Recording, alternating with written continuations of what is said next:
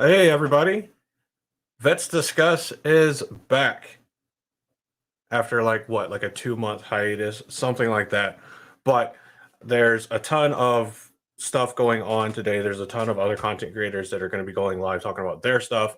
So I appreciate you choosing to come and hang out with us. So I've got one guest with me today, and we're going to bring him in just a second. And we're going to start breaking down some stuff from a veteran perspective, a military veteran perspective about the Wheel of Time. So you don't have to stare at just my ugly mug for a little while. I'm going to go ahead and roll the actual Vets Discuss intro, and we'll bring in the guests, and we'll get started on this thing.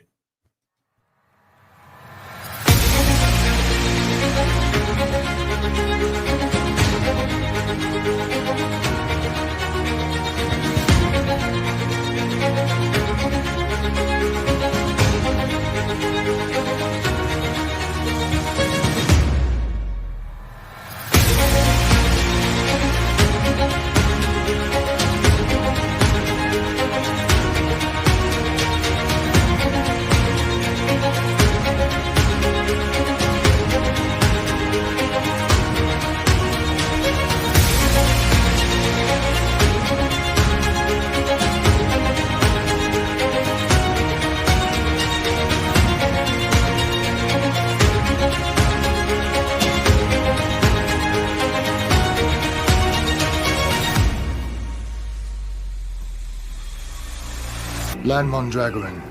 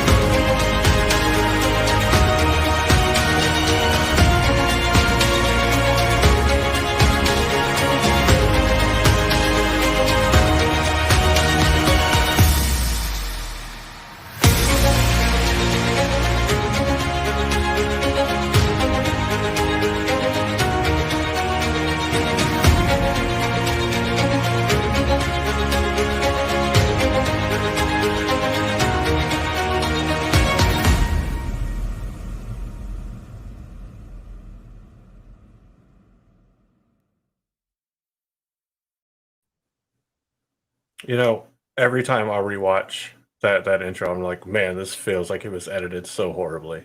No, it's great. Like half of me is like, oh, it's edited so horribly, it looks like a weird PowerPoint slide almost. And then another part of me is like, this seems like some extra Hua stuff the recruiter would show me to remind me I didn't make a bad decision.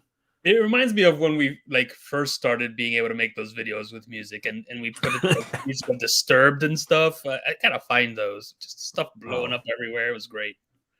When Windows Movie Maker came default to every PC. Yes, and there was nothing else to do. I think that's what started my trust issues with computers, because I remember doing a project in like 7th grade, and we put like all this music behind it. It was going to be a video that played, so we didn't actually have to talk in front of the class. And like halfway through, where the music should have still been playing, the music just disappeared. I was just like, cool. So computers lie. Got it. Computers are great.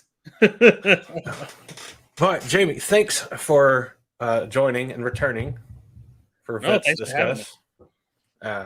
We've been trying to coordinate a good time to do this second episode or rendition or live stream or whatever you want to call it of this. And in between the holidays, the TV show, and work and just everything else, it's been actually ridiculously difficult to figure out a good day and time to do this again. Yeah, it's life's been getting in the way quite a bit, so I'm happy we were able to do something, cobble something together. Oh yeah. So for anybody that wasn't with us for the first one, that feels like eons ago. Jamie and myself were both U.S. military veterans. I'm from the Air Force side of the house, and you're Marine Corps, right? Yeah, Marine Corps, 1998 to 2003, and then a contractor too. So it's a double whammy. I was 5 when you started. You were 5. I was 5 in '98. I'm even starting to get that at work. It's pretty weird. It's I get it for some stuff. Like we have guys working with us in the office that, like, they barely know what like a floppy disk and all that is. yeah. I had a Walkman, and I didn't have one. I had like the CD player version of a Walkman with bass boost and anti skip that didn't work. wow, that big old Yeah, yellow Sony one. Yeah, we're getting there. yeah. We're all getting Back there. whenever the only headphones were just like the regular over the ear ones with like the cloth cover over it that only kept your ears like kind of comfortable for like 5 minutes. And I remember when Sony came out with the little earbuds that you could run with. Those were like a godsend. Yeah, Yeah. yeah. So you were 98 to 2000 and what? 98 to 03. So that whole era was a lot going on. We went from being in a very comfortable posture, I would say, to not being comfortable, and yeah, that's it helped shape my worldview a bit, which is something I'm thankful for.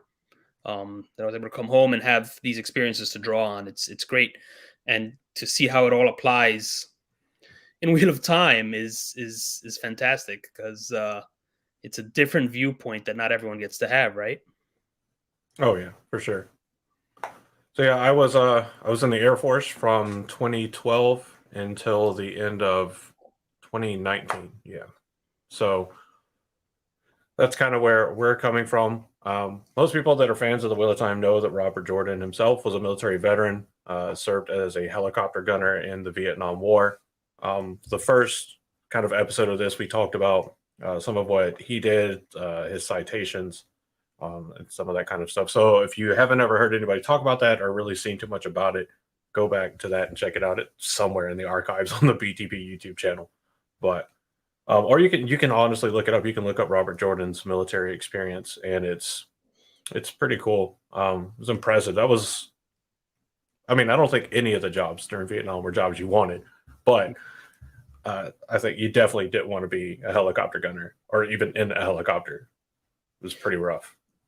And not only was he the a helicopter gunner that whole time, but his citations were nothing to sneeze at either. I mean, what was he? Uh, Distinguished Flying Medal, and was it a gold star? I forget at this point. I still have one of the citations here. Yeah, the Air Medal. Yeah. Yeah, So his he saw some really heavy stuff, and it all translates into the books. It's definitely something to behold. There he is, young. yeah, there he is. So yeah, go and check it out. It's definitely an interesting read, and it can definitely help put into perspective some of the reasons why Robert Jordan wrote some of the things he did and the ways he did, and at least give some insight into maybe why certain things went certain ways. So, but today we decided we're going to just tackle the kind of discussion on military organization from the Wheel of Time, philosophy and tactics. So should be pretty fun. Probably get half of the stuff wrong. Who knows? Yeah. I mean, that's what I count on. If I got everything right, then wouldn't be fun for anybody to be able to tell me how wrong I was on the internet, which Eventually, actually normally is Diego fun. will chime in. Mm. Um, so what do you think? We'll just start with like military organization, huh? Yeah, but I mean, like, where to start, right? We were talking about the two rivers. Hmm. There he is, and how they started off as just a band of redneck archers and became this incredible multinational alliance that became such a cornerstone to the forces of the light. And time again, they were reliable, they were there, they were ready, they were able, capable, and it speaks a lot to the grassroots organization of the two rivers, then combined with the professional military forces of the nations that bolstered them, turned them into quite a fighting force. Yeah, I mean, so they get a lot of their origins kind of in the same way that, well, almost any country's forces during like any kind of like revolution kind of get their roots, right? There's an outside actor, there's an outside oppressor. The local populace does not want to give in to what the oppressor wants, or they, in the case of the Wheel of Time, they don't want to just roll over and die. They're already kind of pushed into this resistant stance by the white cloaks that have taken out residents nearby and have been harassing them for weeks, if not months, by the time we see Perrin back in the Two Rivers. Which let me go ahead and throw up this banner for anybody that didn't already know. We're generally full spoilers here. We're going to have to be to do this discussion. So you have this outside actor that they know is coming in, and they have this like pseudo government military force that's trying to flex its muscle, act in ways where it shouldn't be. Speaking like politically and militarily, and they get this kind of culmination event where they're like, are we going to abandon our homes? Are we going to run away and hide? Are we just going to roll over and die? And pretty much like bolstered by Winter Night in the attack on Monsfield and Winter Night, they collectively go, no, we're going to stand up and fight. And I think we actually find out that since Winter Night, the Two Rivers has been kind of slowly building up their militia style force as it has been.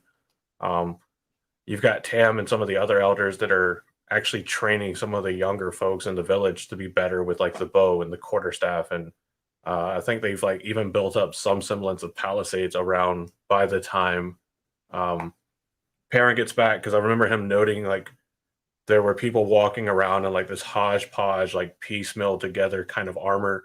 They were weird. It was weird to see like people he grew up looking up to walking around with like pikes and stuff, like on patrol for the village.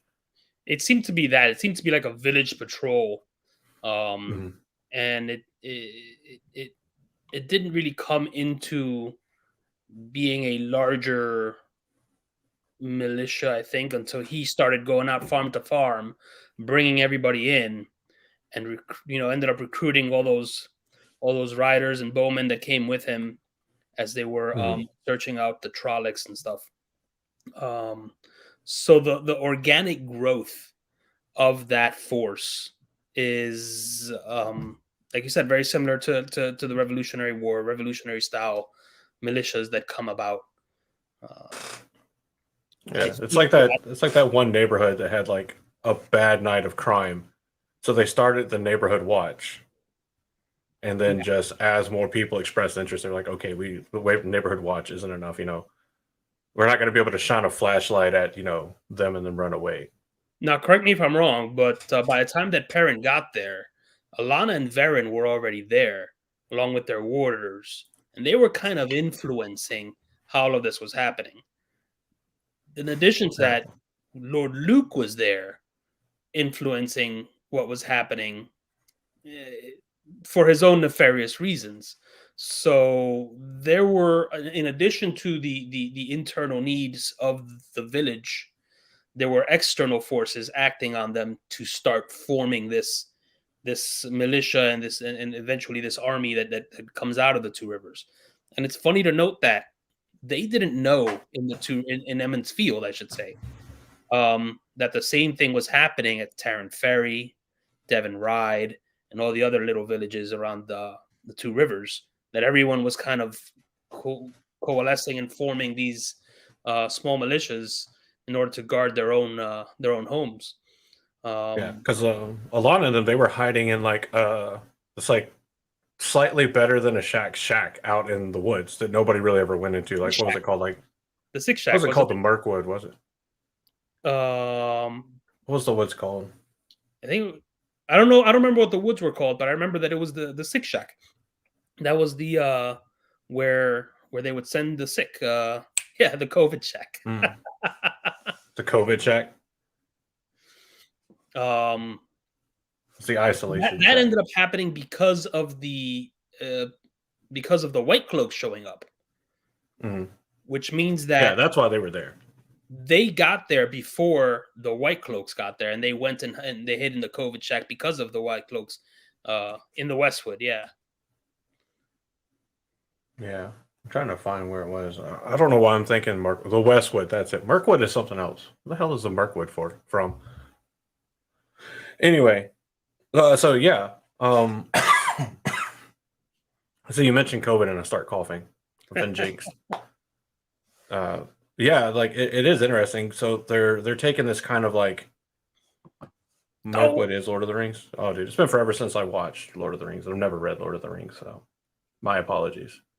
You know why it's on? You know why it's on the brain? Because I saw the article today that the release of season 2 may be delayed because of the release of Lord of the Rings. Because Lord of the Rings, I think, releases in September, and they're thinking like they're already that putting out the feelers that it's possible. that's maybe good and yet Yeah, I terribly, mean, terribly bad. I'd Because rather them as not Amazon, you don't compete. want But competing titles, yeah, um, especially since I think Wheel of Time was bigger than they thought it was going to be. Uh, mm-hmm. so that's good in that sense, but bad in that we have to wait longer.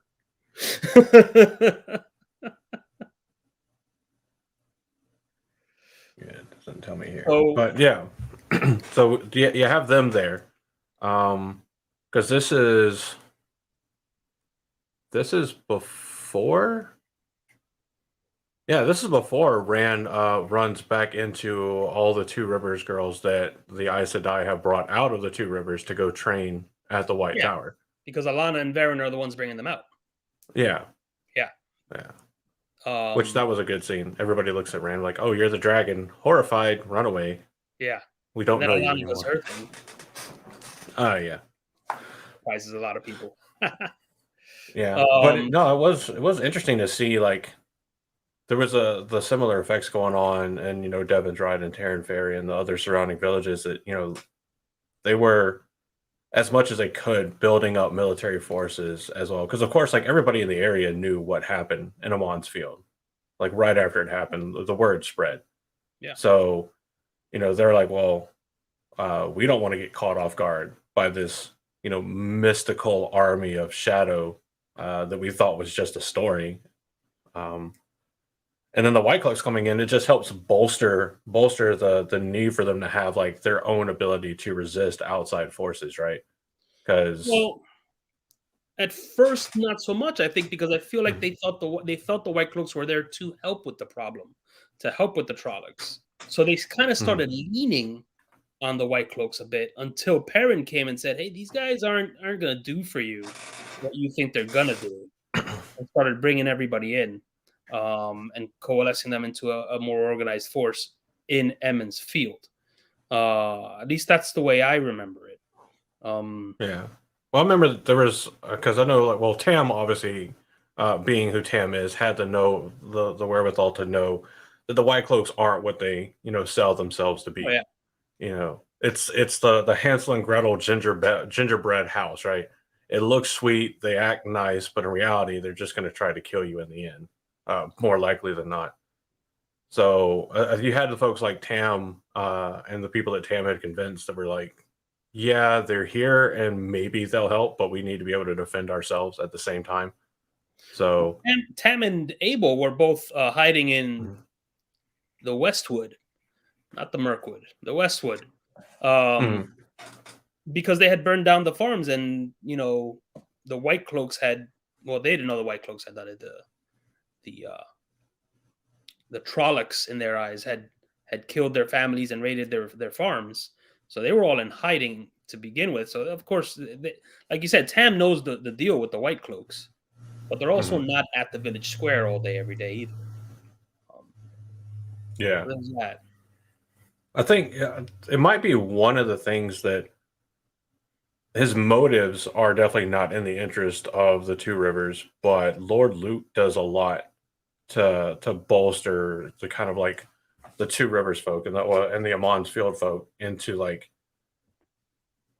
almost kind of like being in a mindset to fight for their independence to some extent. Even though there's no pressure or need or even desire to fight for their independence because they haven't seen any of the Queen's Guard or an Andorran taxman in decades. So their whole thing is self preservation and self defense. So Lord Luke does help in that regard, and it's not until Perrin shows up and essentially is a challenge to Lord Luke's so-called right to rule in the area that we start seeing Lord Luke's true colors. Oh yeah, they're definitely all kind of fawning over him when Perrin first gets there and finds everything the way it is. So the distrust between Perrin and this authority figure from outside is what eventually leads to the conflict between him and Luke there at Emmons Field. Um, but like you said, in the meantime, yeah, Lord Luke, in his deceitful ways, helped Emmons Field prepare for the Trollocs that he was helping to bring in. Yeah. Um, yeah, and it's pretty much apparent that like I don't think he never like directly like challenges Lord Luke in front of everybody else because until they have their kind of big situation where why am I dancing around it? We're full spoiler. Um, until it's basically revealed that he is in fact Slayer. Everything leading up to that is Perrin just being like, well, there's something off about this guy. He smells weird, because wolf senses and everything. But he doesn't have anything to bring to them on filters. So like he's bouncing it off of Fael, and he's like, yeah, there's just something wrong about it. And Fael's like, I know you have weird senses, so I'm going to trust what you say. Yeah, And she's kind of helping keep a lookout, but yeah, it's interesting to think like what in the area is leading to this evolution of like a neighborhood watch and a neighborhood guard into what would be like a true militia force. Um, because I mean, they don't have another recourse, right? It's not like the Queen of Andor, especially at this time in the books, isn't sending forces down to Amon's field, to protect them from Trollocs. it's funny the two things that the Emmons Fielder have going for them that carry them through till the end of the books. One of them being the blood of Manetheren. They've got this stubborn superpower to resist the shadow from dating back thousands of years that helps them to trudge and soldier on despite anything that happens to them, despite their villages getting burned down, despite hordes and hordes of Trollocs and all the odds being against them. They soldier on, and that's one of the things that you see in real life as well that has helped many smaller, theoretically less able militaries conquer much more sophisticated militaries. So that's one thing. The other thing is they've got one technology going for them and one technology only, and that is that mighty, mighty bow. That bow decimates everything that they come against. It is one of the best pieces of plot armor in the books, maybe. Um, those ranks once those was the black hue bows that only they can really draw because of the years and years and years of practice drawing them meet Mhm. the forces of pretty much anything they come across. They decimate everybody, and they just fire at will and destroy ranks and ranks and ranks of soldiers or Trollocs or Shadow Spawn. And it's those two things that carry them all the way to the end of the books. Yeah, Once we we found out get early to on. We found what out was that? early on from like Rand and Matt and Perrin going around and being around other militaries, and I think Matt even makes references to the Two Rivers longbow when he's dealing with the Band of the Red Hand. That he wishes that they all like had the Two Rivers training because the Two Rivers longbow hit harder and hit farther than any other bow that I believe we see from any other military. Oh yeah, I think at one point they get made fun of, and someone asks them if they're going to club the enemy to death with the bow, Mhm. and then of course they string it, and what you see is what you get. Um, Yeah, I think there's another scene where they're like watching all the Two Rivers longbowmen taking all of their forces are sitting there waiting for the enemy forces to be close enough for them to actually start firing arrows at.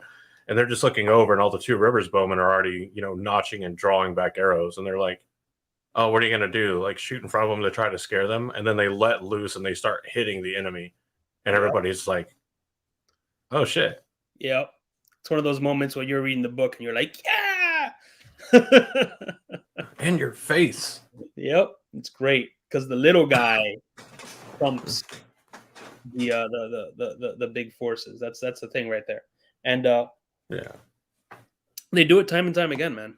Mm. And really, the first time that they work with a professional military force is Dumais Wells, because the White Cloaks Mm. didn't help him. White Cloaks did fuck all. So at Dumais Wells is the first time they actually encounter a military force that they're allied with, and show them what they can do with those bows. Oh yeah. So no, but before the full-on battle of Amon's Field, they're doing these like scouting parties out and around. Once Perrin finds out that there are Trollocs nearby, they've been seen. They've been randomly kind of harassing the two rivers. And I think even Tam tells them that like they've been basically waging this sort of guerrilla warfare against Trolloc scouting parties. It's like the scouting party versus scouting party thing, which for the comparable time periods of war wasn't all that uncommon, right? You have this advanced team that goes out and they're supposed to try to avoid detection, but your enemy is doing the same thing. They're sending out scouting parties too, looking to try to find where you are. And there's whole battles that the full outcome was decided purely by which scouting team won. Because if you won and you decimated the enemy scouting team, well, no, the enemy can't get a report on your location and numbers if there's nobody alive to give that report. So, which isn't as big of an issue here because the Trollocs already, we know now that the Trollocs, they already know exactly how many people they have in the two rivers, because they have an inside man. So the ranks of the Two Rivers folk, well, not really Perrin's army, it does end up swelling. And as we move forward in the story, those Two Rivers folk, they are the anchor of Perrin's army, and he uses them to really soften up enemy targets, while his professional cavalry come in and sweep.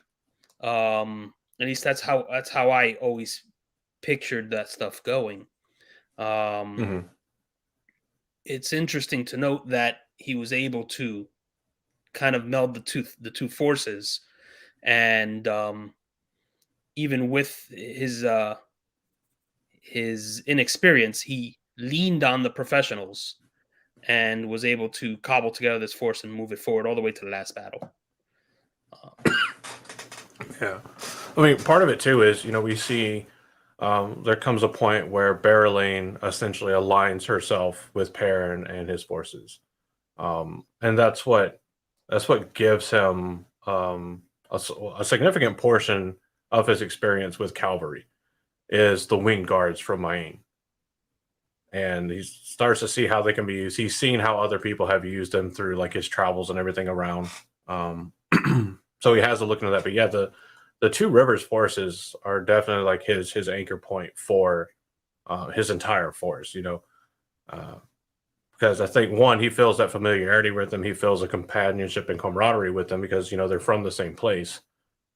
But he also has seen time and time again how they and they alone can completely change the tempo of a battle. It's like any battle where the enemy or the defenders bust out this like new or improved technology that nobody's aware of, and that's what the Two Rivers Bowmen are, and that's what they do every time. But by the time we get to the end of Towers of Midnight, it goes from this small town militia force to a full on army, 70,000 strong. So you got to be doing something right to go from neighborhood watch to a 70,000 man army or person army. Now, does that include when the Children of the Light ally themselves with him? I think it does. If you don't include the Children of the Light, you can bring it down by about 5 or 7,000. So that's another notable thing, is that he brought in his original enemies and made them part of his Mhm. alliance. That's a big deal. Well, I mean, so I think a lot of that is Perrin's character, right?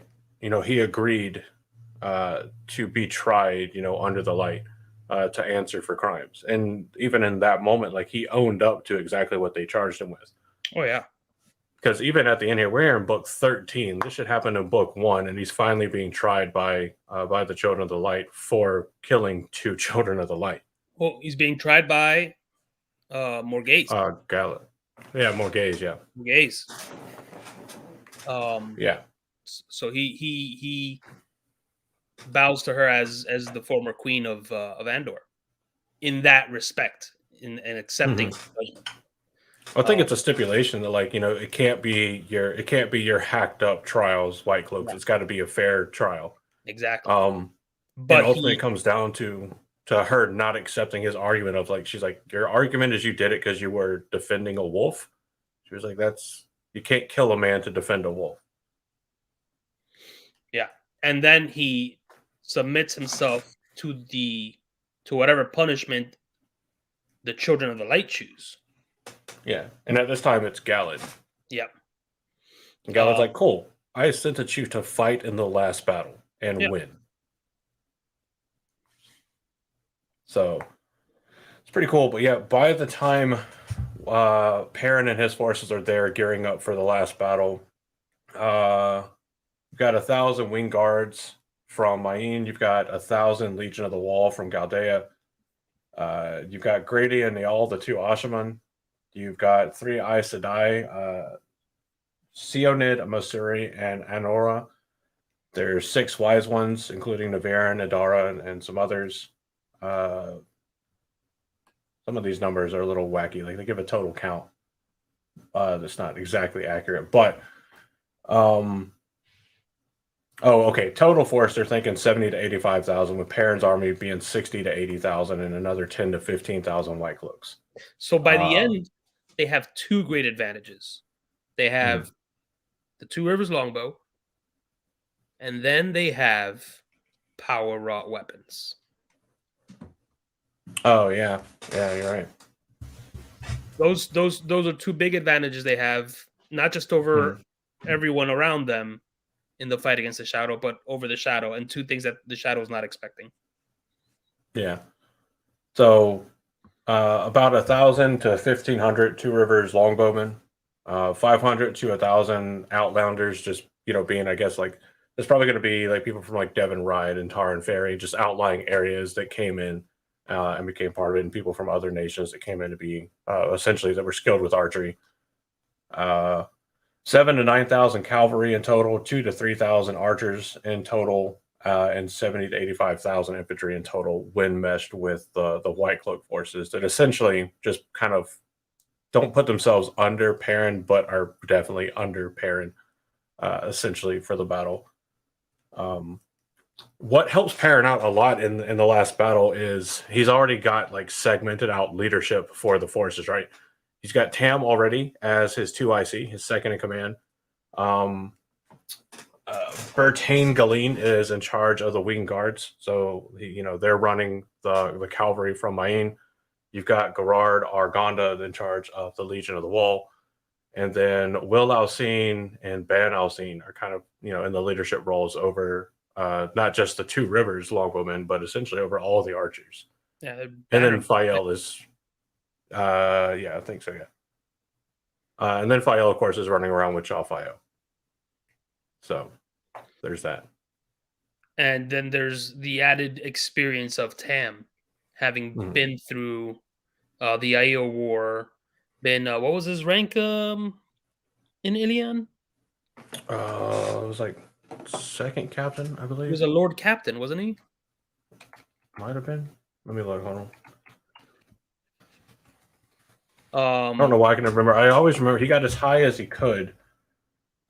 Second captain of the companions, which is as high as he could rise, not being a native Illianer. so all of that experience brought into the Two Rivers folk without their it's a huge impact. Ex- Mhm. certified experience is a huge impact on a military force like that. And not Oh just yeah, I mean, experience that they know and trust. oh yeah, I mean, there's that reason that he becomes the two IC. Yeah. Because Perrin knows that, like, well, for the longest, Perrin does this whole thing, like, no, Tam, like, you should be in charge. You know about all this stuff. You know more.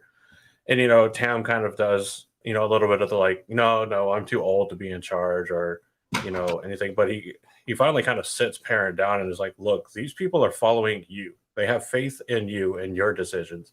He's like, and a leader that can inspire that followership and faith in their people below them is more valuable than the most experienced general in the world. Yeah, absolutely. And he leaves them in charge Yeah. when he goes off to fight Slayer in the Dream World at the last battle. Mhm. So eventually, Tam runs the whole show. Yeah. Um, but it's interesting. I mean, there's not a ton to say in the way of their overall organization beyond what we already have. They don't, develop specific ranks, at least not yet. It's all positional, and everybody just knows, like, hey, if you need something done or a decision made about this segment, or if you're in battle, this is who you follow, this is who you listen to. So it's very like positional power. There's no ranks needed. Um, as far as tactics, for the vast majority after Demise Wells, their tactics are to basically cull the herd with archers, and have a line of defense of quarterstaff and pikemen that are there to help keep people away from the archers, and then they do the whole flank and stink with all of the cavalry, um, and generally it works out pretty well for them. Oh yeah. They're able to overcome like larger forces through the use of that tactic. And that's a very old tactic. If you can outflank your opponent and kind of box them into some areas, then you're at an advantage. Their opponents are also never really expecting. They Mhm. see what's coming, but they're expecting it to happen at a much closer range, I feel, than where it Mhm. actually happens. It's happening twice as far away than what they expect it to be. And that kind of element of surprise really makes a big difference in how their enemies would have set up to begin with. And once they see that attack starting so much quicker, the mental aspect upon the ranks as they're not prepared for what's hitting them. Yeah. I mean, morale is a huge thing in battle. You can win an entire battle without, necessarily firing a shot or, decimating an enemy or even beating them in combat. Didn't And especially if you surround an enemy force, that's a huge blow to morale too. When they feel, because part of the comfortability, if there is comfortability of combat, is the ability to retreat and regroup. There's that thought of worst case scenario, I can run away to fight another day to some extent, right? But when you get surrounded, that goes out the window. You yeah. can't get anywhere. You can't get away, and so you feel trapped, and that has a massive effect on morality. So unless you just take the attitude like, oh, we're surrounded, cool, I can fire in every direction. Yeah. That's a famous one. Yeah. It's the psyops of it all. It kind of Mhm. reminds me of, like you said, the morale. We dropped condoms. Do you know that? You talking about a World War II? I think it was Vietnam. Um, we were dropping condoms on the enemy forces in order to get them to think that none of the condoms that we have here would fit them. Oh yeah. Well, I know it was a campaign, I believe during World War II as well, that you would take XL condoms. They would all be labeled as small Yeah, or medium and yeah. airdropped to make them think that to kind of break morale. Like, holy shit, like this is small. Like, and I'm like, some of the stuff like you hear about it and it's so dumb, but then you're like, there's an underlying kind of like genius to it. They're planting that seed in there is what they're doing, and it must work because they've done it before and they've done it again. Yeah. So Eric brings up a good point here, talking about the battle with the Shido. When they talk about leaving a way for the Shido to escape, Yeah. um, Matt would have the experience to know that like surrounding the enemy like 100% has its advantages, but some of it is going to depend, of course, on like who your enemy is. Like, do you really want to see how an IL who knows they're going to die and just resolves to it fights? Yeah. And I'm like, and that's the risk that the militaries ran over and over again when they surrounded their opposing forces. And I definitely agree with Matt here and the point Eric's bringing up. Sometimes it is better to leave a way out for the enemy to run away and escape, because that is also going to be detrimental to the morale. They're like, man, we had to run away. And that segues us to the Band of the Red Hand. Yeah, yeah. Someone, a force built up and amalgamated by somebody who was just trying to get the hell away Fuck away. and kept running in accidentally, being directed by fate in to save entire forces.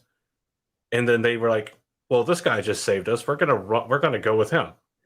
And then it just builds from there. And he winds up saving I don't remember how many people, but it's a ton of forces, because this is outside of Carrion, right? Yeah. Yeah, it's during the Battle of Carrion that Matt's just like, yeah, I don't want to be here. I'm gonna peace out. And like you're reading it, and it's like every 5 seconds, it's like a new battle. He just keeps locking eyes with Pokemon trainers at every corner. Like he'll go over a hill, and then there's a force immediately right there, and they're always in like the perfect position to be defended and outflanked, and they're just I mean that's all luck. Nothing in actual combat ever goes that way. Matt's experience right there kind of reminds me of like that E2 or E3 that's really trying to not do anything. You know what I mean? Oh And then yeah. it's keeps you keep falling into duties no matter what you do. And I had a few of them in my unit that they were like, I don't care for any of this. And next thing you know, they're meritorious corporals, and they're like, I don't really understand why. Oh yeah. Dude, it happens all the time. Like it, we had folks like being like guard on drill weekends, right? National Guard. Which, if you're a traditional guardsman in the U.S., you only have to really generally you show up one weekend out of every month. You drill, you do your training, and then you move on. And then generally like to a collective like total time of 2 weeks in the summer for training. Thus the not necessarily nice nickname of weekend warriors. Yeah, I was full time like the last 4 years, so I kind of fell into that same trap a couple times, being like, "Oh, these guys show up for one weekend and they're complaining about working a post. I'm here every day almost. Like, fuck off." But yeah, like this intent to get away from stuff, to like not have to deal with work or get out of like training and stuff like that, and you unintentionally find yourself in a position where you're voluntold. That's Matt's story. His like great captain origin story is being voluntold into battle after battle after battle. Voluntold by the pattern itself. Yeah. The creator's sitting there and he's like, now fight. Nope. Go this way. Yeah. It's like, are you going to go to the left? Cool. So are these guys. Yep. Or you're going to the left? That's perfect. These guys are going to the right. Exactly where I needed you. Yeah. What a coincidence. Yeah. And they all, I mean, and just like in real life, they all notice it. All the people that start following him notice it. And what was it? By the end of the battle, they're like, he's like, why are you guys still with me? And they're like, why wouldn't we be? You're winning constantly. And we recognize that. And we're going to stay with you because we want to live. with minimal losses, right? With minimal Like loss. if the enemy lost like 1,000 people, he lost like maybe 3. So that speaks to, again, when you find a good leader, people are going to follow them, and that's why we have these leaders throughout history that are that are monoliths of military prowess. You know, you got your Alexander Mhm. the Greats, you've got your Pattons, you've got you know your Caesar, not Caesar. What was his? I forget I mean, their names. I would say like Napoleon. Napoleon. Yeah, so you're looking at like you're both charismatic and successful leaders. Where Matt is like he's charismatic by virtue of his actions, right? But when he's around like his men, because he doesn't see himself as being in charge and he doesn't want to be in charge, he has this very likable personality. You know, it's like when you're out doing training or you're out running ops or whatever, and everybody knows like there's that one lieutenant or that one captain that is just like he's prior enlisted, he's chill as fuck, he gets how the game actually goes, he's not sitting behind a desk signing papers making bullshit rules that don't work for anybody. And whenever it comes time, like when you're done at the range and it comes time to police the brass, he's not standing over in the corner playing on his phone. He's, elbow deep picking up, hot 50 cal shells and everything too. Um, which is dope. That gave me a lot of respect for the last base commander we had when I was still in, because the base commander, the chief master sergeant for the base, and one or two others came out, and the everybody but the base commander was like chilling around, just like jaw jacking with each other and other people. And then they look over, and the base commander is like on his hands and knees. This is Lieutenant Colonel Pilot, and he's on his hands and knees, like scooping up brass and links and putting them in the carts to be taken away. And gained a lot of respect for him because that was the first officer that ever came in fired with us that didn't just piece the fuck out as soon as they got done pulling the trigger. You know, I was lucky that the two OICs that we had when I was in at New River, they were both Mustangs, and they were both really personable guys. Man, they were both super humble. Not to say that the guy that we had from the Naval Academy wasn't, but it's just like a little bit different when you know that this person, like you said, has been or is willing to get down in the muck for you. You were at New River? Yeah. I think we talked about this before, I've forgotten about it. Yeah, because you know where I work. I Yeah, work at Cherry yeah, Point. I know exactly where you are. Yeah, I'm a hop, skip, and a jump. Or for every sergeant major out there, I'm a nice ruck march away from New River. um, so I was always thankful to that because they let a good example for the rest of us to follow as we grew in our leadership positions as well, because that makes a difference too. The example that's set for you is the example you're going to follow. Um, so that speaks to Matt's examples moving forward as well, where he isn't afraid to be with his men. He isn't afraid to not just to fight with his men, but literally be with his men, drink with his men, eat with his men, and they respect him for that. Yeah, I remember they noticed it a bunch in combat. Like the guys are out there fighting, to survive, and they're fighting the enemy, whoever it is, whether it's Trollocs and Shadow Spawn or like enemy armies. And like There's you look Matt. around and you expect to see like the leader in the back, like Yep, surveying the battle from afar, and they look to their left, and there's Matt there with he is. the Ashandare cutting down a Trolloc that was about to like cut them in half, and they're like, I like this Fight guy. harder. He's all right. Yeah. And And that we goes see on for eventually me. like, The Sanchan yeah, noticed that too. Um, well, I forget the name of the Sanchan commander, but he's amazed that Matt says, "Yeah, I got to go get the feel of the battle. I got to go take the pulse of the battle," is what I remember him saying. And off he goes right into the fray, and takes command of an entire squad of Sanchan and just drives himself right into them. yeah. And And there's several times like he looks back. It's like you watched the movie 300, right? of course, So it's just like when you see like Leonidas is like way out in front, yeah, and like all of his people are sitting there like they're like used to this because this is kind of like how Leonidas has been, or at least is portrayed. Semi-historically, I don't know how historically accurate it actually is. I don't think it's much because if your cornerstone is the phalanx, generally you don't break the phalanx, Yeah. especially when it's super effective. But but yeah, like Matt is like movie Leonidas. He starts this whole fight, a couple people keep pace with him, and next thing they're like, you know, 300 meters ahead of like the rest of their friendly forces, and they turn around and they're like, oh, we're surrounded. Which just bolsters the friendly forces to fight harder to catch up to them. Yep. Um, so it's pretty cool. But yeah, we see that he develops this love for like the band.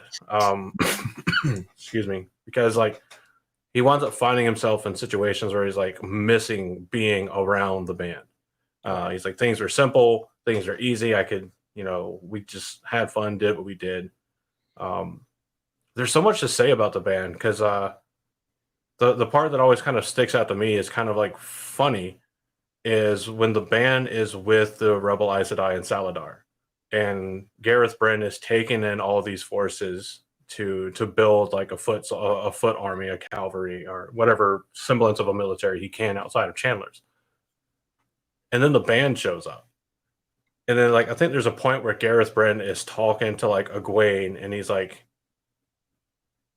no, yeah, talking to Egwene, because this is after she's made Amerlin.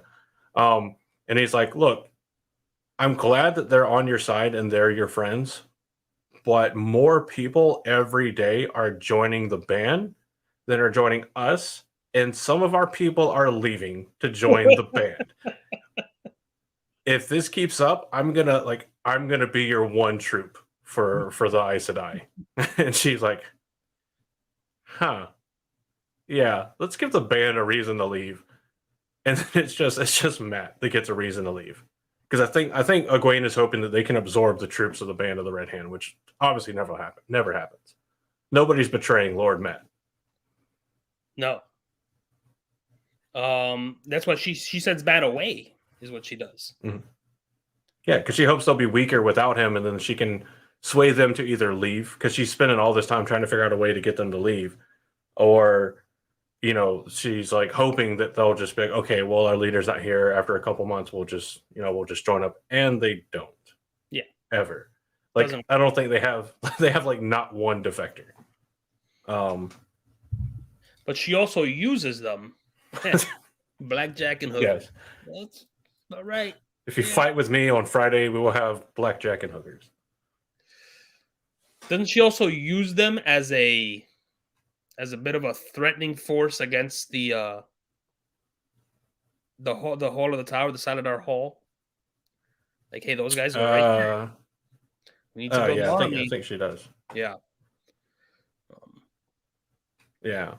And it has the effect of doing the same to the surrounding area, because now, like I think by this time, the legend of the current Band of the Red Hand is kind of spreading, and it starts drawing people into the area. And some of those people that come in do still wind up joining the Saladar regular army instead of the band. Not many.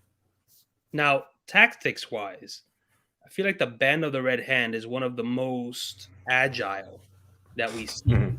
Because of Matt's memories, he has not like one, like we talked about the Two Rivers, they have their thing that works for them and they kind of stick to it. Whereas Matt has this encyclopedic knowledge of military tactics and what will work in any situation. And he has them doing all kinds of things, from straight charges and forming hedgehogs and squares, and to like psyops and drawing enemies out of their defended positions and things like that. Um, so they're the most flexible of any of the militaries that we see. They are able Yeah. to pretty much get thrown into any situation, and because of Matt's knowledge, flourish. Yeah. I mean, so by Knife of Dreams, the Band of the Red Hand has 6 banners of horse and 5 banners of foot. Um, So one banner of horse contains roughly 1,500 riders, and one banner of foot consists of about 3,000 men. So that's a total force of about 15,000 men, and whatever 1,500 times six is. About what is that? 8, 9,000 9,000. riders. Yeah, Nine? Is it 9,000? 9,000. Man, I had a South Carolina public education. Okay, I'm not that great at math. um, so yeah, 9,000 and 15. Oh, it told me a little later. But the band also has like 4,000 mounted crossbowmen that they drew from the foot soldiers, and this is by Knife of Dreams, so this isn't even like into the series total force.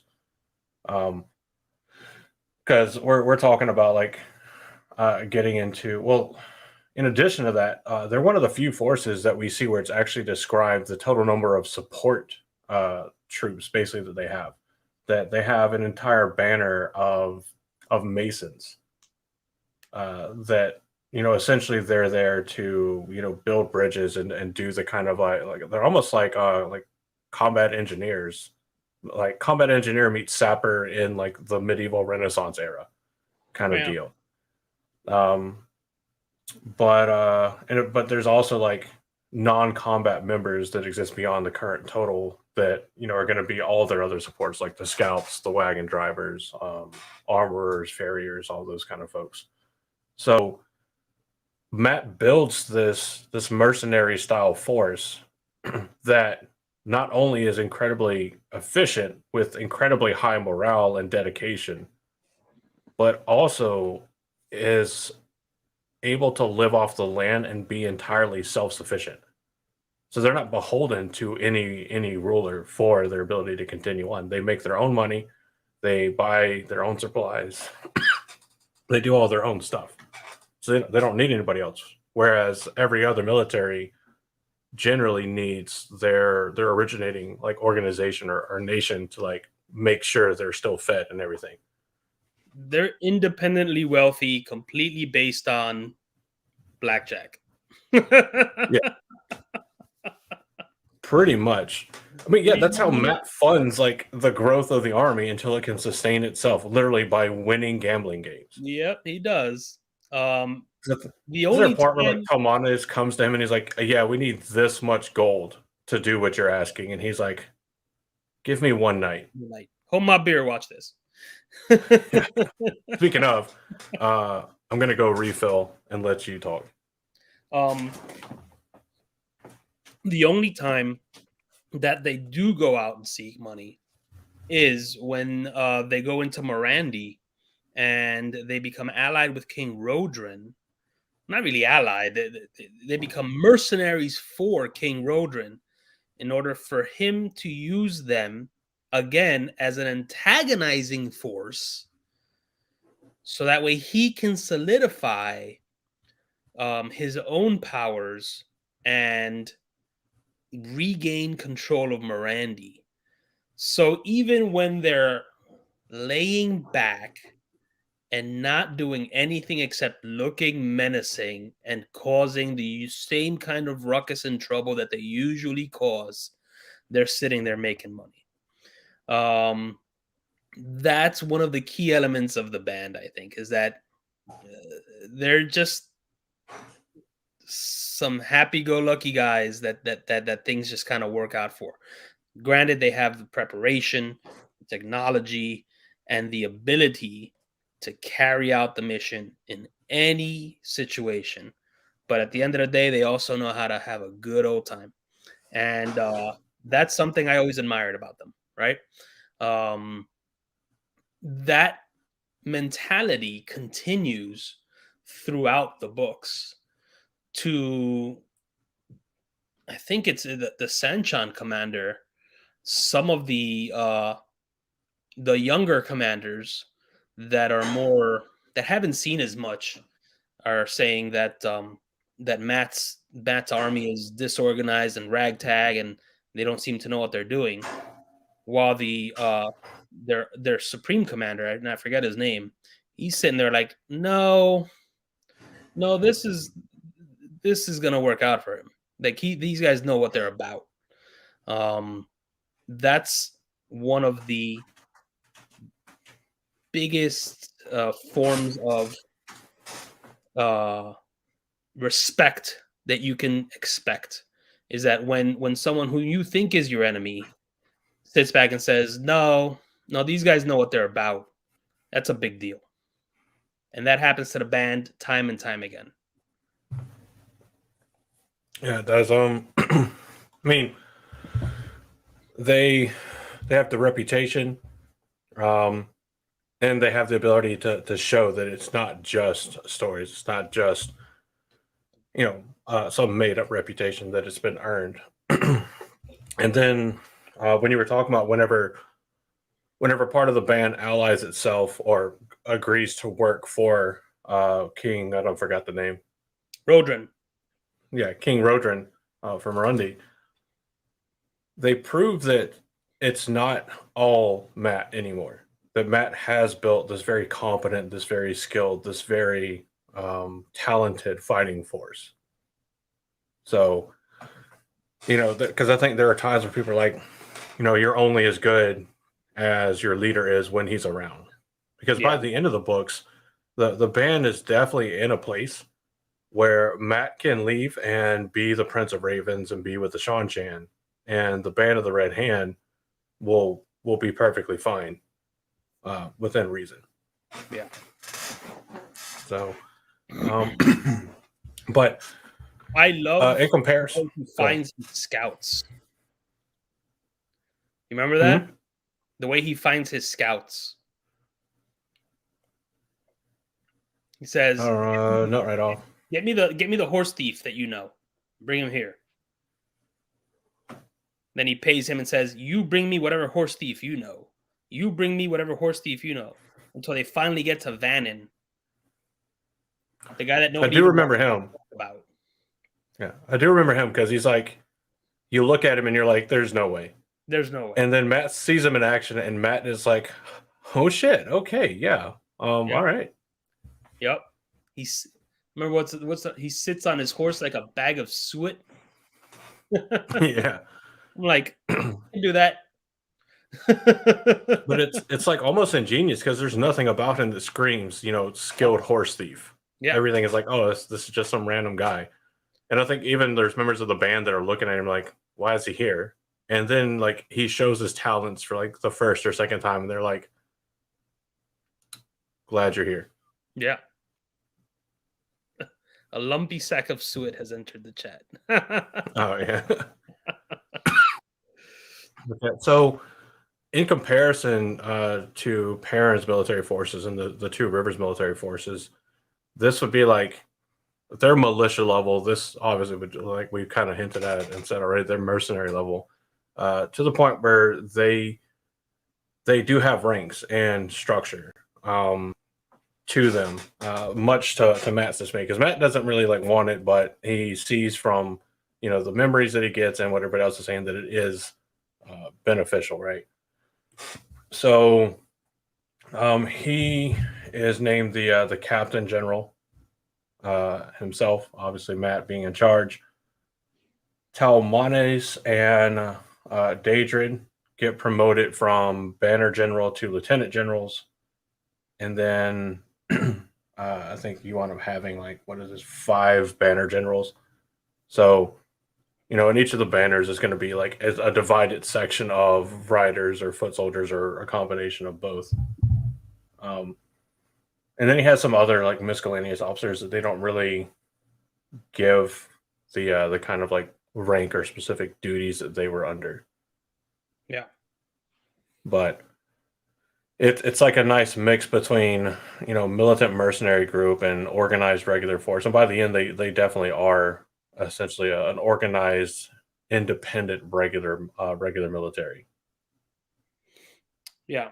And I think that it's funny when we talk about their, if you want to address like their philosophy or their goal, I don't think that they know what their goal is. Their goal is there's gonna be fights. We might as well fight for Matt because he wins. Yeah. And that seems to be their recruiting shtick, and it seems to work.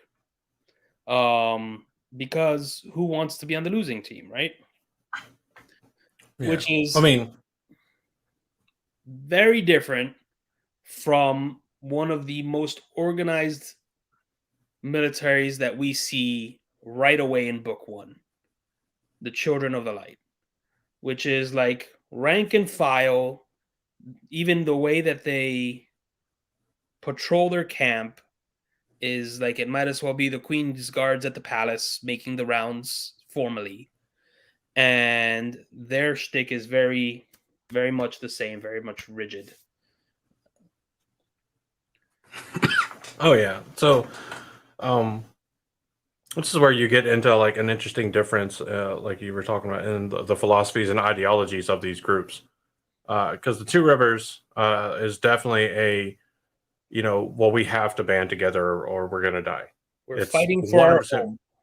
Yeah, it's Yeah, 100% purely survival, defense of the home. That's the whole reason they fight, and that's even their motive whenever they go out of the Two Rivers. Like, well, if we don't go and do this fight, it's going to make it to us. And I think Tam uses that several times to persuade the people under him and everybody else as part of the kind of Two Rivers regular militia um, into fighting. And the band starts off the same way, like, minus the defensive home thing. But if we don't fight, we're gonna die. Well, let's band with this guy that knows what he's doing for survival. This is our best chance at surviving. But then after that,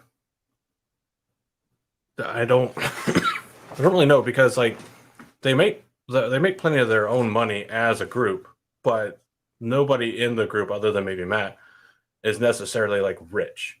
So they're not getting super wealthy off of it. Now they are making money, they are being fed, they are being taken care of, and they have a job. So that's probably a good portion of it. I mean, there's plenty of people that join, the militaries across the world for the same thing. Like there's people in North Korea that join the North Korean military just because they're guaranteed food. So, but the band kind of like it's I don't know how else to say it, but it's almost like a cultish following of Matt, but not in the typically negative way of cultish followings. Like Children of Light, definitely negative cultish following. This is like crusade mentality on steroids and like a third as effective. yes, Um but there's almost like this kind of like legendary cultish following of of you'll have glory by proxy of following Matt. yeah. It's I think he's like kind of compared to like this is like following Otter Hawkwing or standing at the last stand of Manetheren. So I don't really know. I don't really know what their motive is towards the end. It seems like it switches maybe back to survival, but Well, I think towards the end, everyone's motive is the same. Like Talmanis is at the defense of Camelin. Talmanis is raging at um, other mercenaries, saying, "Who cares about the money? Who cares about anything? This is it. This is the last battle. Stand and fight, or be a coward in the back, but do something." And that's the end motivation mm, for the band. Like I said, all the way at the end. But in the meantime, they're just kind of following Matt and having a good time. And yeah. by I mean, reputation alone, I mean, of course, there are definitely major engagements that we see them in, and that they're incredibly successful in. But a lot of what they end up being able to accomplish is by reputation alone. I just thought of a comparison. Motorcycle clubs. There are plenty of people that join certain motorcycle clubs because of a like perceived benefit. It looks cool, it looks fun. You know, uh, some of them, depending on the club, I could gain some kind of power or influence from it. And generally, a lot of those people are weeded out because they can't. If that's your only motive for joining, you're generally not going to make it through like the the patch and probate like times of joining a motorcycle club. But the ones that stick around, like their motive kind of changes into this, like, well, I see these people as like, my brothers or sisters or whatever. And it becomes this kind of camaraderie that keeps them around. And I think that's probably a big part of why the band, doesn't have to get back together because they don't separate. It seems like there's a ton of camaraderie amongst the ranks. Even amongst the leadership, like Talmanes and everybody else, even though they're like their leaders, they're still very much still, one of the guys, right? They can hang out, they can throw back some beers, they can chill, they can relax. And generally, the only reasons they don't is because they're forced to do other things. So maybe that's part of it. Maybe it's like kind Yeah. of band of brothers sort of thing. No, absolutely. Yeah, I can see that.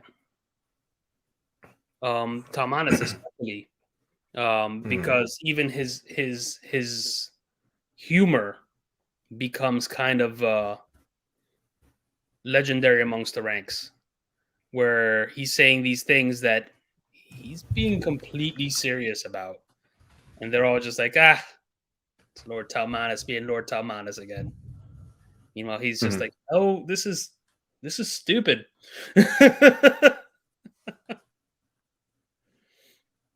That's what makes him good. Yeah, and I feel like there's a call to some of RJ's Vietnam experience with the Thunderbolt kind of thing, because Tamanis is the banner that he leads becomes kind of informally known as the Thunderbolts. Yep.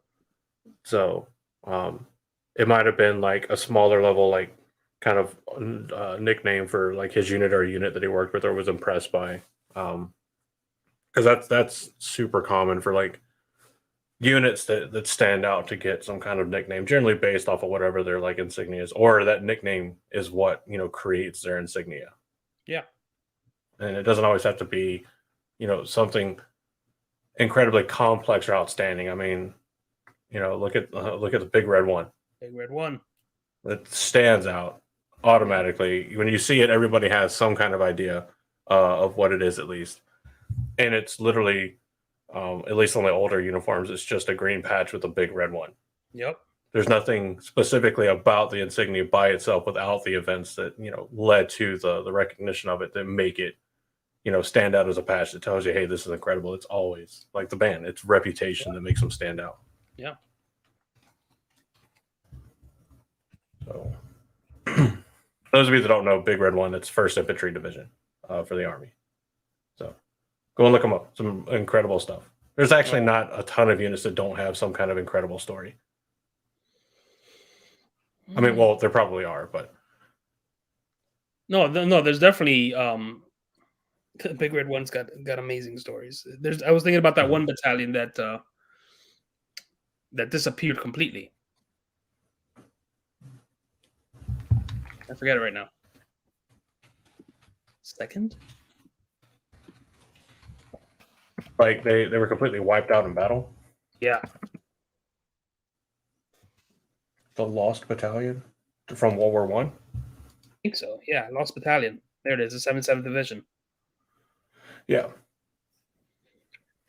yeah, because they were isolated by German forces after an Yep. American attack in the Argonne Forest.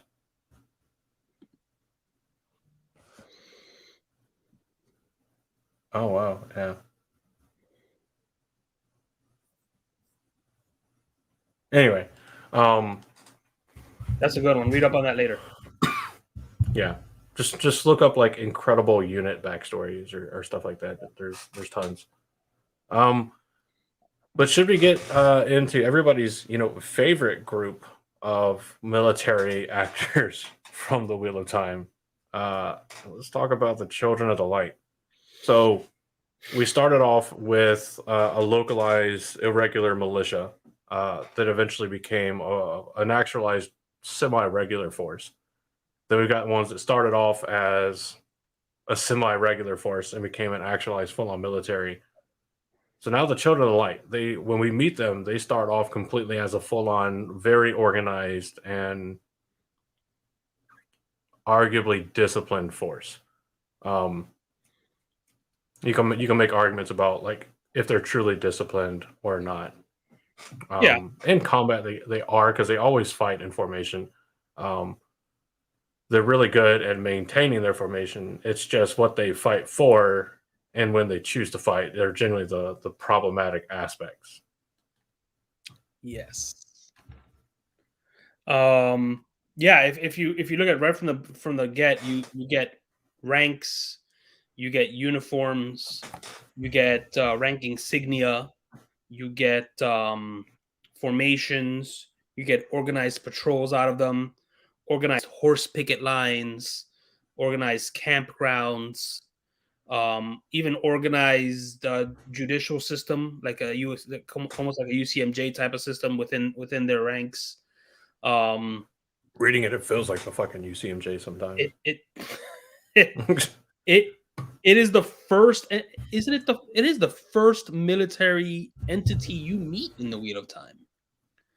Yeah, Um, so right there, that's the first military entity that Robert Jordan writes, or at least introduces us to, and that's what he chooses to introduce us to.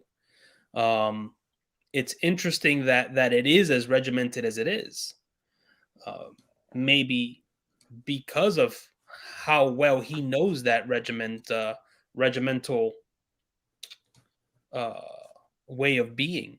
Um, but as we learn more and more about the Children of the Light, we find out that not just their motivations, but that their tactics aren't up to snuff.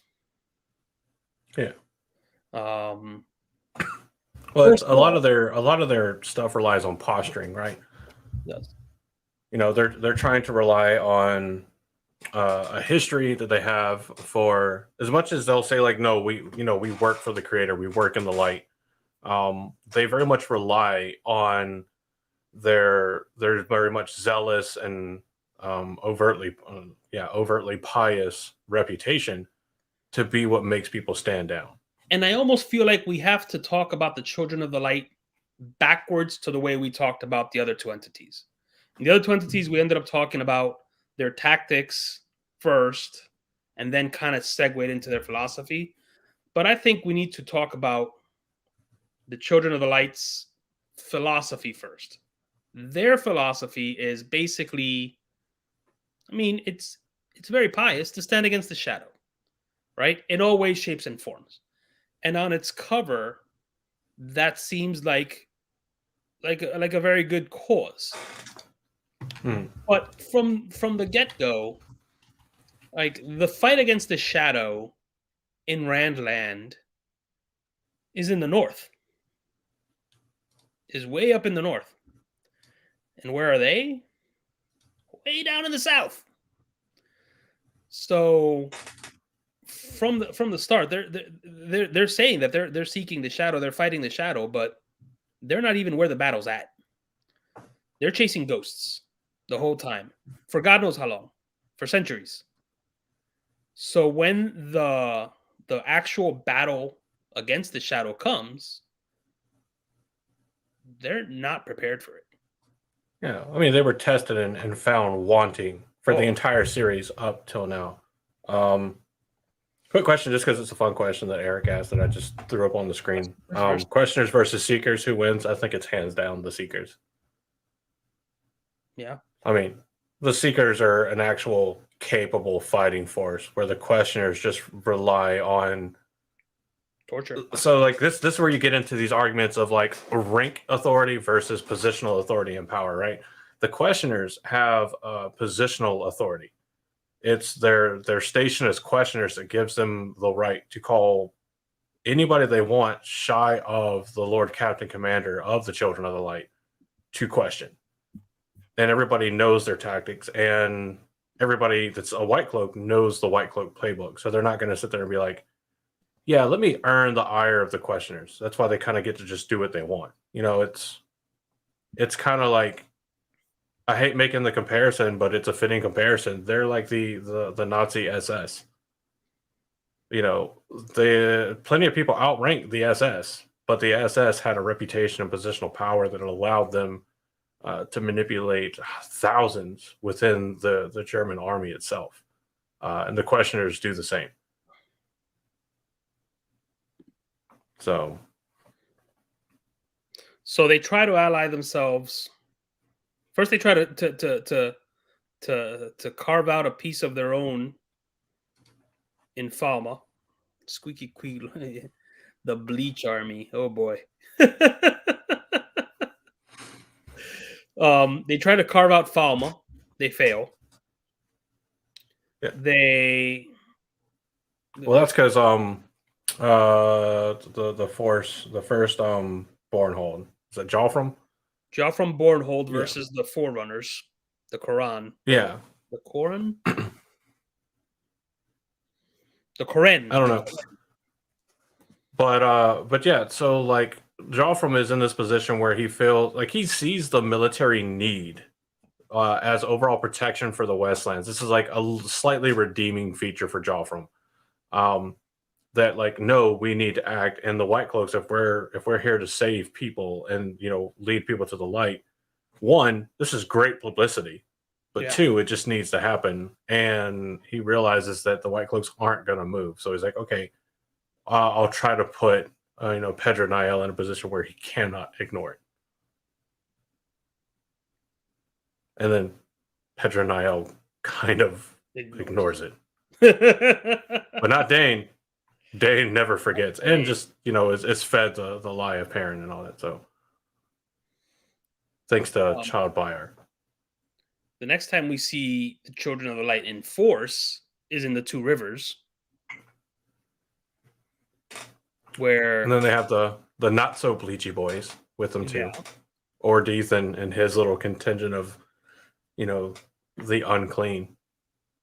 Where they essentially do nothing of note for the light. If anything, they end up being some witting and some unwitting agents of the dark. Well, this is where you get into the risk of having. So you want to have a military that has a steadfast goal that they're fighting for, right? That boosts morale, that can lead to the strength of the military. The Children of the Light are an epic case study into when you go beyond just an ideal to fight for into a cultish following, right? Oh, yeah. Because at this point, especially, I mean, their overall goal is definitely, the cult of the light. But when they get to the Two Rivers, they're so indoctrinated because of Bayer and Dane with this hatred of Perrin, and he becomes like their focus. And that's all they're there for. That's all they care for, to the point where they make and forsake agreements. So, but yeah, and because of that, like they do wind up essentially aiding the Shadow. It doesn't help that they've got one of the nastiest dark friends to ever exist. Well, yeah. That like brainwashes a section of their ranks. Which kudos to Pat Fane. He's got to be very charismatic to brainwash the already brainwashed. I hope we really see that in the flesh. Right. Where's the next place we really see them? Almouth Plain? Yeah, I don't think we see them yet until we're in the Almouth Plain, until we're basically back in Almadesia. Because Almouth Plain is in Almadesia, right? Yeah. Yeah. I think the next place we really see them is or the next like really big place that we see them that I think is worth talking about is the kind of internal perspective. You got Morghese, who has taken refuge with the Children of the Light because, great judgment there, but didn't really have many options also. And we get to see the internal structure of how they're going and the infighting that they have, because she is there because as horrendous as the White Cloaks are, she knows Galad is joined up with the White Cloaks by this point already. And she's worked and dealt with Pedro Niel. So Pedro Niel seems to still be almost Plain is the huge tract of land between Eredamon and Tarabon. Yeah. Do we see them at Almost Plain? Or am I jumping the gun further ahead? I'm probably jumping the gun. No, I think they got sent up to Almouth Plain. They ended up in Falma. Then the next time we really encounter them is, like you said, in Gildan, if anything. They are in Amadecia when we see them with Morgay, and we see more of the political aspect of the posturing between the higher ups, the lords captains and stuff. Oh wait, no. They're trying to bolster the anti-Queen forces in Andor, because they figure if they can unseat more gays and they can assist with that, that they can get a foothold in Andor. That's what they're seeking. But we're seeing that from Pedro Neal. Pedro Mhm. Neal. So we're not seeing that in Andor. We're not with anyone in Andor doing that. We're seeing that from Yeah, Pedro Neal's point of view as he's saying this is what we need to be doing. yeah, and that's what prompts him to kind of switch to supporting more gays if she'll sign over, their right to be in the yeah. So when they're in Alma's plane, they're trying to resurrect the kingdom of Almas and Right. make that a children's stronghold. Yes. Um, That was but pressure from the north and east, they were defeated this time by the Shan Holiday. yeah. Which I'm like, they're like, oh, it's kind of so like, oh, I just noticed that the Shan here is like, no, you've known. You just didn't care, and then you lost, and now you're like, okay, we got to muster forces to fight, and before you can actually get that done, um, you kind of get stabbed in the back.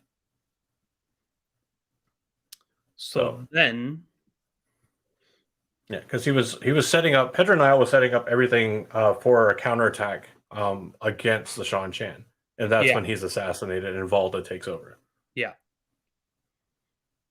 and yeah. then the Shan Chan invade Almadecia, uh, capture Almador and the Fortress of the Light. Um, yeah. And then Valda allies himself with the Sanchan. Does he? Oh yeah, he does. And then Galad challenges him. Yeah, because Galad holds Valda responsible for Marquez's disappearance and murder. Yeah. So he challenges him to a trial under the light. Yep. And it's a trial by combat, and he Mind you, wins. none of this serves the light. Here's the last battle coming. Here is the proclaimed and at this point obvious Dragon Reborn leading and cobbling together the forces of the light. And here's the children of the light proclaiming themselves to be the army of the light, saying, nah, we're gonna keep looking for witches. You know, at every turn that they've had the at least in the story that we see, the chance to turn and fight for the light, to pivot and be the good guys, they don't. They don't. Um, not until Galad. That's where Galad's story arc kind of takes us. Yeah. Well, I think Galad was already disillusioned to some extent with the Children of the Light. And Valda plays a big part in that. Seeing what Valda does, the circumstances where Valda rises to Lord Captain Commander, and thus, why Galad challenges him and like lays the blame for McGay's at his feet. Um, kind of all this going on. And I think the final nail in the coffin that shakes Galad's like faith in the Children of the Light is the fact that all these people that he's been around for at least a year and a half at this point, right, have been telling him, this guy from the Two Rivers, he's a terrible person. He's a dark friend. He just kills Children of the Light. He can talk with those. He's obviously a dark friend. And then he sees Perrin during the trial and is like, dark friends don't act like this. Like, Yeah. there's no way. And I think that's whenever Galad kind of realizes, like, a lot of the teachings and followings for the children have been just propaganda. It's propaganda. It's brainwashing. It's cultish stuff. Hey, here, drink the wine or the So now, punch, rather. by the time we get to that, geographically, Galad has taken the children away from the Almas Plain and Amadecia, not the Amleth Plain. I'm sorry. From Amadesia up to where was that encounter at? I don't remember. I know he tries to take him into Andor. Yeah, but he ends up with Perrin. Is it in Andor where he ends up with Perrin, and this happens, Um, or is it in the Carling Grass? I mean, it's probably Carling Grass. You talking about where Perrin saves him from an ambush? Yes. Probably Carling Grass because I don't necessarily see the ambush happening in Andor. Well, Andor's a big place. Andor's a big place, and I think the Carling Grass is kind of a, how do I say it, a very wishy-washy border. But they're finally pushing their way north, is my point, closer to the actual battle. And the conflict with Perrin happens, the trial happens. The result of the trial we already talked about. Perrin leaves to go and rejoin Rand and fight in the last battle. And then he comes back because he feels that trap coming. And now is when we finally, after how many books? 10 books, maybe more. We finally see an encounter of the Children of the Light with actual shadow spawn. And they fail miserably. I'm trying to find it because it's in Towers of Midnight, chapter 41, An Unexpected Ally. Which of course right now doesn't tell me exactly where it is. I mean, it probably does in preceding chapters, but I can't remember right now. But I think you're right. Yeah. Well, no, Perrin sets up a camp near Whitebridge. But I think they travel by Gateway to check on the White Cloaks. Yeah, so Sildon returns with the news the White Cloaks made camp right at the ambush point on the Johanna Road. Mm-hmm. So they're still pretty far Which, south. yeah, it's a major roadway from the Westlands that runs from Lugard to Janaya. Yeah. Which I'm so bad with like memorization of the maps, it doesn't really tell me exactly where it is. Whitebridge is not far south of the Carling Grass. That makes sense. Yeah. Is the Janaya Road there? Yes. Yes? Okay. Carling Grass, Bearwood. Yeah, I think that's the one that runs to Four Kings. Yeah, Janaya Road is a road in Galdean that connects Jaldea, Johanna, and Andor. Yeah. Yeah. So it could be a wide route. Why am I looking this up? I should just look up like a map of the Wheel of Time. I'll find it a lot faster. I'm looking at the map of the Wheel of Time right here. But so they're by Whitebridge or north of it, I think. Right? And so what I'm saying is that geographically, the Children of the Light's story is finally pushing northwards towards the danger. And the point is that they encounter finally the shadow spawn en masse. And all of their preparation, all of the years of their posturing and chasing down ghosts in all these little towns all over the south and chasing down Aes Sedai have left them completely vulnerable to the realities of fighting actual shadow spawn and actually fighting the shadow. And they pay for it dearly.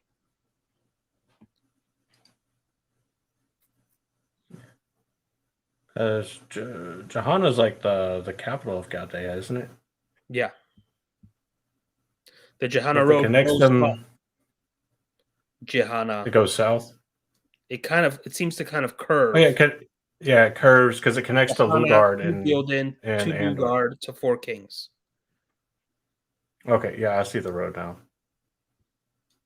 I was like, why would they use if they were that close? Why would they use a waygate? I mean, well, they were still close, but road travel that would have been a whiles away. So it wasn't terribly far. It was close enough where they definitely could have gotten the intel to like, hey, this is where they've camped.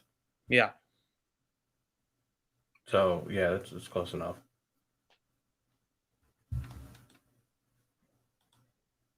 Anyway, Um, So then what's left after that encounter is a core white cloak army of actually decent fighters that can go forward with Perrin to the last battle. After 10 or 15, 10 books, you know? yeah. I mean, it's kind of the culmination of their redemption arc, kind of being pushed back on track for what they claim to serve.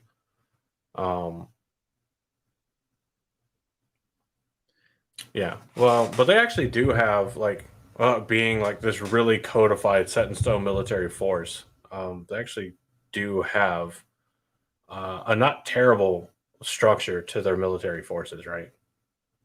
Oh no, I mean, they're in concept, it's not bad. yeah, In absolutely. I execution, mean, they're pretty shite. But because their ideology has so been flawed for so long, it falls apart until it coalesces and comes back together mm, with that core mm, of hardened veterans, and they move forward towards what should have been their actual goal the whole time, which is to fight the shadow and meet the shadow on the battlefield. yeah, That's my point, is that this whole time they're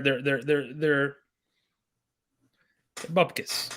They're yeah. not accomplishing their mission in any way, shape, or form until the end, where they finally meet the shadow. They're like, oh shit, this is exactly what we were supposed to be doing from the get-go. And Mhm. then they focus on that for the last battle. Yeah. Because part of their structure is very much set up as almost like a country would. So at the top they have the Council of the Anointed, right? Super pious name, um, and it's presided over by the Lord Captain Commander. So he's still like this de facto kind of dictator with some semblance of checks and balances. Um, to it, but it's the Council of the Anointed that sets policy for the entire organization. But they generally sit at the Dome of Truth. These are the folks that are like, we're the best of the best, and then never step foot on the battlefield. They hide back in the Dome of Truth, and obviously, they're forced into action whenever the Shan Chan attack later on. But from there on, everything else becomes like wings of a regular military force. You've got your main leader, like the commander in chief. You've got Yep. your Lord Captain Commander. You have your um, kind of I don't know. I mean, there's not really a good comparison to military. I mean, interrogators, but the worst sort of interrogators. The hand of the light, which we generally know as questioners, and they're referred to generally as the questioners, though not normally to their face, which is a little different in the TV show. Because we see Volta directly call them the questioners, They would be which I don't hate. the dark money psyops folks that you never actually acknowledge. Oh yeah, yeah. The Black Ops, Dom Ops teams. Yep. Well, what was the conspiracy theory that like there was like a SEAL Team 11 or so, no SEAL Team 1 was only for Dom Ops? Yeah. Or no, I've seen that. I've seen originally that SEAL Team 6 was only for Dom Ops, but they got chosen to take out Bin Laden, and then SEAL Team 6 was dissolved. And I'm like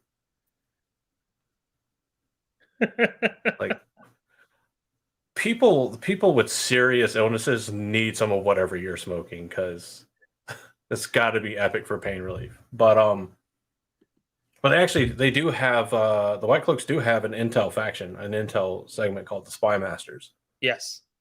That go out and they're essentially like the Aes Sedai Eyes and Ears network. They're Intel. They listen in the conversations.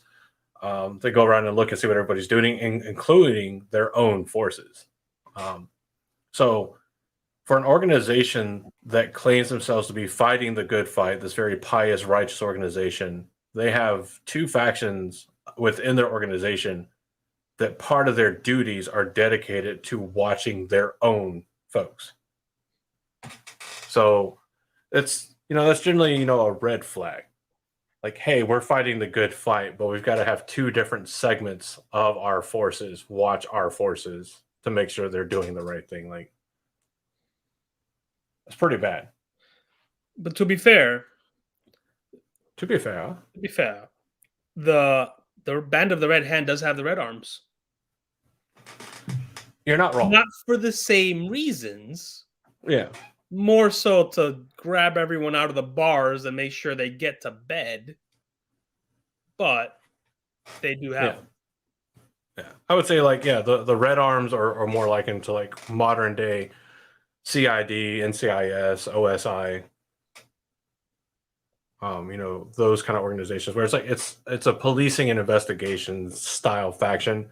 Right. Because when you have a force that is thousands strong, you're gonna have baddies in the bunch. You're gonna have like not the good kind of like Urban Dictionary definition of baddies, the like people that just do bad things. It's like when you start talking to vets and they're like, "Oh, well, I trust what they say because they're a vet," and most people are like, yeah, I appreciate the thought behind it. However, there's nothing about being in the military or a veteran that necessitates that you're any better of a person than anybody else.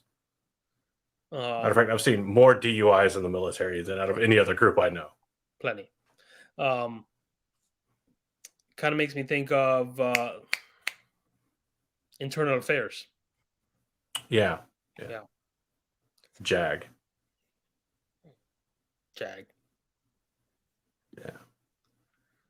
Anyway, it's another one. Like those groups, they're like their intended purpose is very good, but just like having NCIS and all that, like it's to some extent it's a shame that they kind of have to exist. But then again, like they also don't just investigate. Like NCIS isn't just there to investigate when somebody in the Navy or Marine Corps does something wrong. Like they also investigate when something is done to somebody in the Navy or Marine Corps. Same thing with like OSI and CID. Those of you listening that aren't familiar with these terms, CID is the kind of investigative and not really judiciary, but kind of judiciary kind of branch. The enforcers of judiciary for the Army. Think FBI, but for the Army. OSI is for the Air Force. NCIS is Navy Marine Corps. And I don't know if the Coast Guard has one. I don't care. Love you guys. By all means, still love the Coast Guard. But we're gonna give you shit. Because how can we not? Oh. Anytime you need to go fishing, Coast Guard there for you. Oh, I kind of want to do that just to see the reaction. Like, just go up to a Coast Guard cutter and be like, "So, just show up with like a pole and tackle box. Like, where are we going?" It's so fucked. I had a good high school friend of mine. He joined the Coast Guard. That's the end of the story. That's the end of the joke. I mean, yeah, that's the end of the joke. That's the punchline. But no, like every time he sent me like a Snapchat or something like of him working like out on the boat or doing whatever, like I just couldn't get over the fact that like the working clothes looked like every mechanic's coveralls because it's just like a straight plain blue suit. I mean, I was in the Air Force, so I'm not really one to talk because our uniforms aren't the creme de la creme. But take a 3-piece suit and just dye it all blue. Yep. Oh god, just looks so bad. Like, come on. Been through how many working uniforms and the Air Force still can't update its dress uniform? Standard issue bus driver uniform. Yeah, except for the hat. If you want the bus driver hat, you have to go and buy it. And I was dumb enough to do that in AIT. Or not, it's not AIT for us, but tech school. So. It's when you were motivated. Oh, yeah, back when I was motivated, it's a heart charger. And I didn't want to wear like freaking like paper fold hat. Yeah. I hate those things. Look terrible. Oh man. But yeah. You could have worn a real uniform. With some brass to it. But Yeah, but I prefer to like have at least a little bit of being treated like an average human being. Instead of like have access to regular day luxuries. Needs that shit. It's not a need. It was a want. When you can flip up a tent flap. Oh, geez. Oh, God. I have done it. However, it was much nicer whenever the AC was working. Dude, like, oh man, So, like so if I had a decision, if I was able to choose between joining people that had the same kind of cultish mentality as the White Cloaks, I was or gonna, I could join the chill and laid back band of the Red Hand, who do you think I'm gonna choose? I'm not sure if that's a good comparison. I mean, that's why I tried to like bring it down only to like the kind of like mental fervor and dedication to the group. There, Not necessarily the bad, like pious now, brainwashing, but now, the Band of the Red Hand has quite a bit of fervor to it.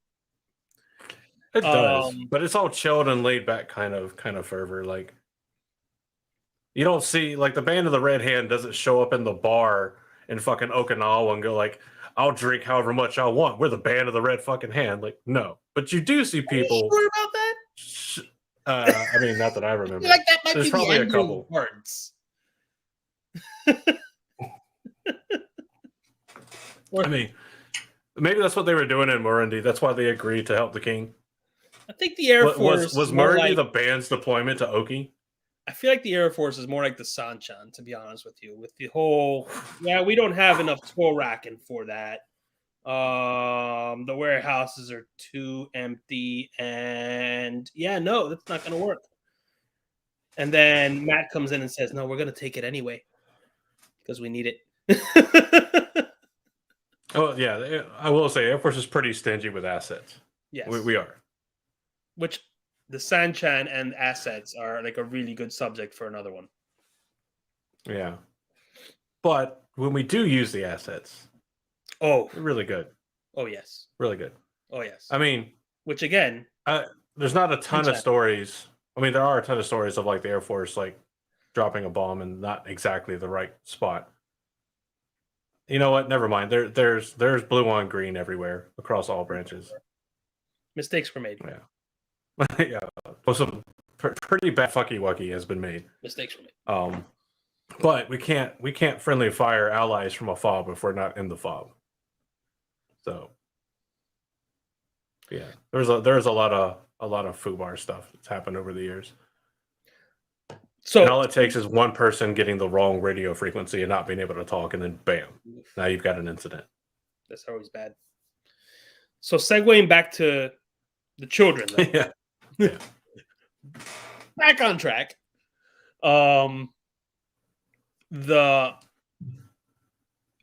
There was a curious conversation I saw not too long ago about the future of the Children of the Light. Everyone else kind of goes home, right? Even Matt's Band of the Red Hand could technically disband and go home. Children kind of no longer have a home. Medici has been taken over by the Sanchan. Is that an orphan joke? No, I was just saying that For like the children. the children. Where do the children go? Where do the children go, Andrew? I think they go At north. home. I think they go north.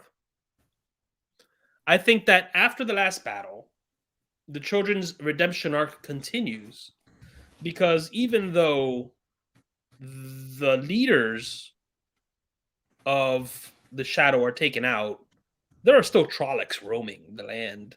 There are still the blight is still there. There's still that the town. There's still a lot there for them to do, and I think that's where their redemption arc takes them. If we were to continue the story, and I think that's a nice thought. Yeah, I mean, I would definitely like to think that after this battle where they actually finally find their way, because the children for 12 to 13 books kind of like labor under the impression that they're going to be the leading faction in the last battle, because they're like, we're the only ones that truly walk in the light. How could we not be in charge? And then they spend the entirety of the series, for the most part, being definitely not uh, in the way of the light. No. Um, they get distracted and swayed and brainwashed into personal kind of gripes and quarrels, into perceived wrongs. Um, they fall into the trap of just purely political maneuvering, right? This whole like, well, we need to get into Andor. We need to secure a new base of operations. We need to revive the Almith nation. All this kind of tertiary things that aren't necessarily in line with their motives. No. But by the end, it's almost like they kind of get a return to their origins. They kind of go back to basics to some extent, much with much infighting and complaining and stuff like that. Because now you have a militant faction that's been able to just kind of do their own thing and do what they want, and now they have a leader that's going to actually force them to live up to their name and their proclaimed purpose. And Galad's not going to let the Children of the Light run around like free range mercenaries, taking from the poor and taking from the rich and giving to themselves. And that's never been in line with what they claim to serve. But historically speaking, that's a very common thing. Plenty of factions and nations have claimed to serve something while serving selfish interests. I mean, the Holy Roman Empire's crusades against Germanic tribes. Yeah. Were all done in the under the disguise of fighting for the divine right and divine rule of God. To convert the pagans and heretics to the one true religion. And the same thing with the Crusades. It's all been done under this pious banner. And then whenever you start looking into the motives of the people that were calling the shots, it's very personally motivated. Like, no, we shouldn't take back Israel and Jerusalem because it's our religious ground. Like, but that's a good excuse. We just want a foothold in the Middle East. Yeah. Or, we want to take all of northern Africa. So that's where I think the Children of the Light end up segueing to, is their redemption arc begins. Their arc begins with us meeting them as a highly organized force, the most organized force we maybe even get the most details on, because when you look up the details of the Children of the Light, we do seem to get a lot of details as to their organization. So the most organized military faction that we see them fail at their ideals all the way up until the end. And when they finally find their ideals again is when they end up with a core uh, veteran force that's able to stand for those ideals, and they start succeeding again. And that leaves us with them after the last battle, I think, forging further north, hopefully to finish that redemption arc and finally set up some kind of a place for themselves, with their true purpose now maybe no longer needed for the next 2,000 years. Yeah. Back when I could see, yeah, I could definitely see Gallet like feeling like we've got to pay for the sins of our predecessors kind of thing, and redeem the view of the Children of the Light.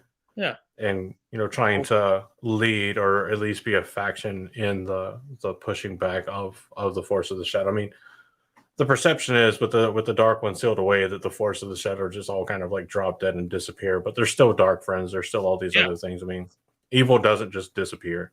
No, So it doesn't. Hopefully that's what they do, and they actually earn their name. And I think that's where we, I guess, with the Dark One sealed back up, it's no longer evil for the sake of the Dark One. It's evil for the sake of just being chaotic evil. Where they're no longer fighting the shadow, they're just fighting people doing bad things. But I think that more immediately their goal would be to finish hunting down the last of the Trollocs, the last of the Dreadlords, um, freeing or destroying the town and pushing back the blight, whatever's left of it, which I don't really recall at this moment. Yeah, Um, so that's a good that's question. where does Berlin and her political savvy figure in all this? She pushes them I'm forward. gonna let I'm gonna let you answer first because refill again, as I know we're nearing the end of this year. Yeah, she pushes. I think she pushes them forward. But I realize that she's gonna want Galad back in my inn. So that's actually a really good point, winners lady. Um, I personally like the idea of them pushing forward into the blight, and with gateways, I wonder how much of that um becomes a back and forth with my inn. That's a good point. I'm not sure. And I think that's the great thing is that a lot of these questions are left for us to ponder and to figure out on our own because the books just end, and a lot of these stories are left untold. Yeah, I mean, I think with Berylene being the steward of a nation, um, and we're kind of led to believe that this relationship with Galad and her is going to work out, and they'll probably be together. Uh, Even as a small nation, Maine can do a lot to help validate the kind of redemption of the children of the light and push out like, hey, no, they've changed, they're better than they were. So it could it could really help them actually have a positive standing in the world.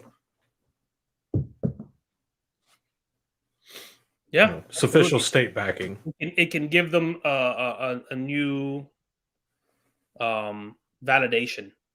amongst the other nations.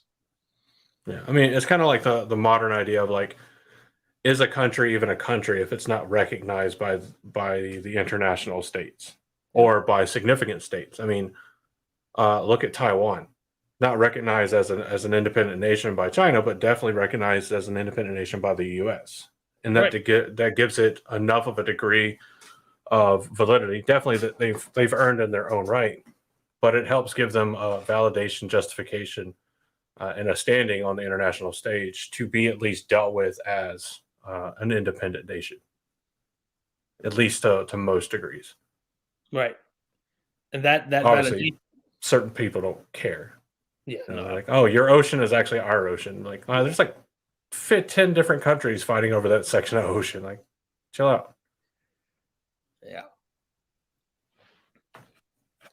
But yeah, I mean, it could serve them very well. It could validate Gallet leading them into the fourth age, starting anew, and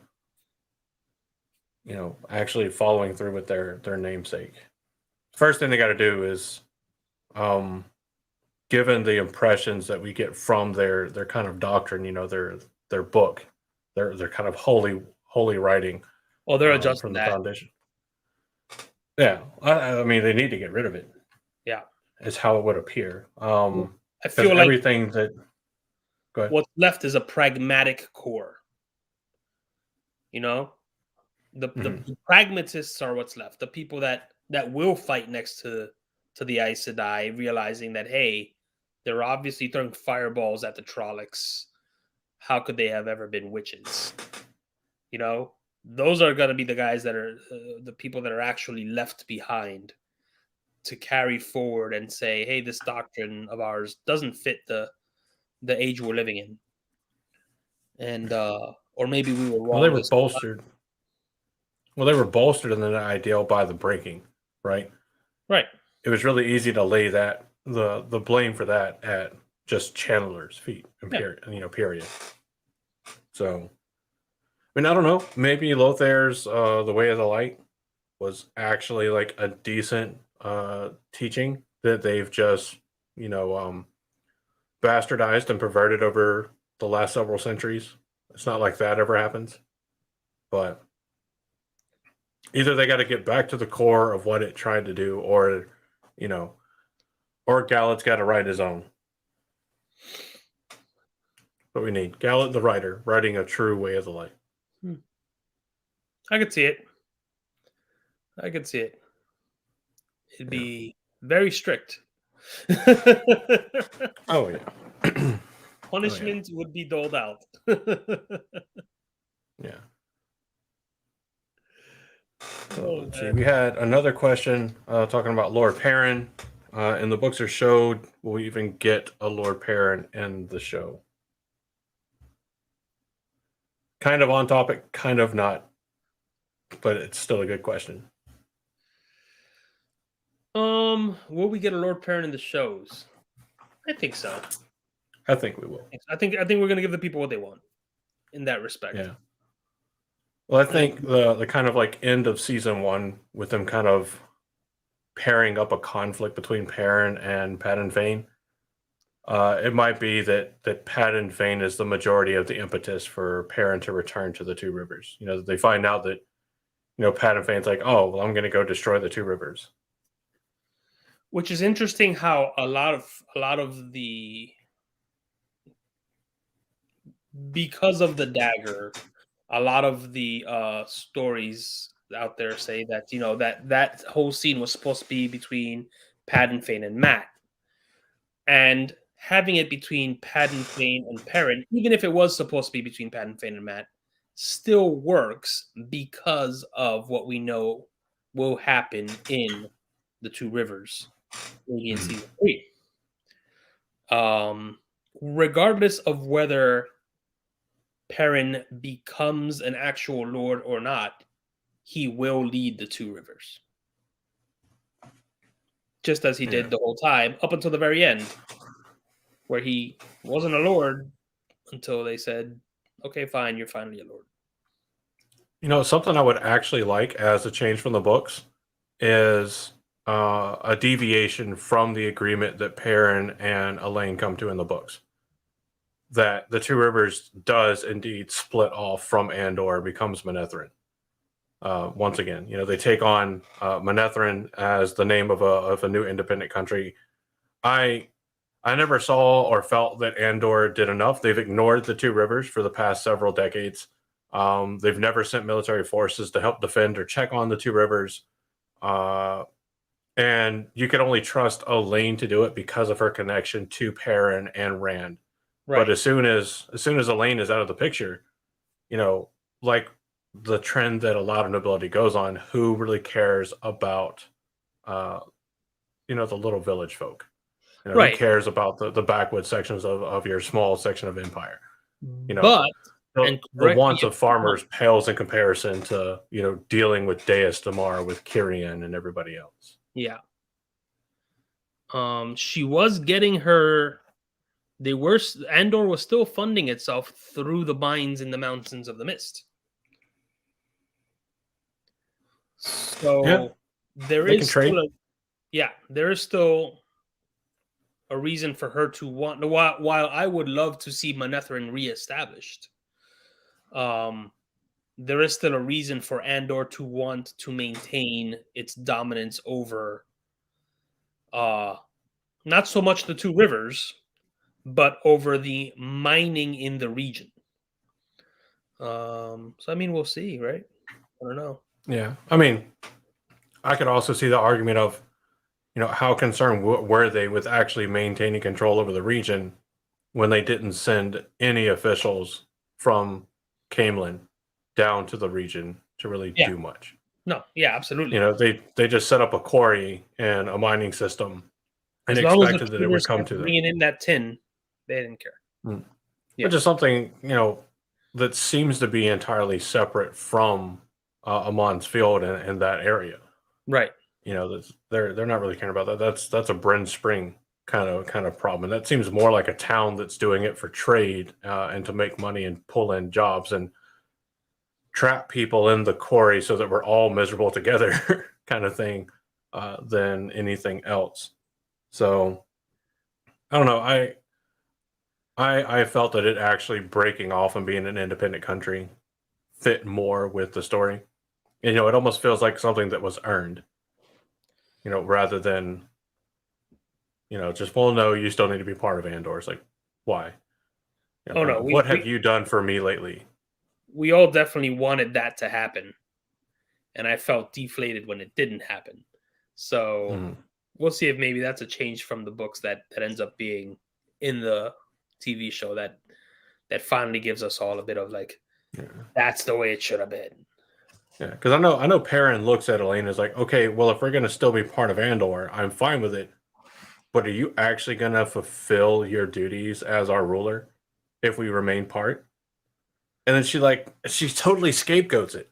She Yeah. 100% scapegoats it. Says, Oh yeah. how about you be the Lord? Yeah. And if you need something, just Just let me know. just talk to me. Just let me know, and we'll be there as soon as we can. Knowing very well that Perrin is going to maintain a military-esque faction. Not even a lord. He is the steward of the dragon in absentia. Oh yeah, yeah, you're So right. he's not even a lord. The lord Mm, is Rand, her husband, or mm, her, you know, and her baby daddy, and yeah, he's just, the guy that's holding the chair for him. But then there's the other thing, is that at the end of the books, isn't Feo Queen of Saudia? yes. So isn't By he lineage, yes. She now rules therefore Saldea. king of Saudia? So You there's get into another some place where interesting, Perrin could end up. Um, yeah, or maybe they finally split up and go their separate ways because they diverge way too much at that point. Who knows? yeah. I Again, mean, that's being left to our imagination. yeah. I mean, I think that provides the perfect impetus for him having the realistic influence for the two rivers to separate out into Manetheren. Right. Because Saldea is not a non-influential nation. It's a very influential nation as part of the Borderlands. Because anytime anybody goes to the Borderlands, they're like, well, why should we give you anything? They're just like, well, I don't know. For at least the last 3,000 years, we protected you from the Trollocs. Right. Maybe that's a reason.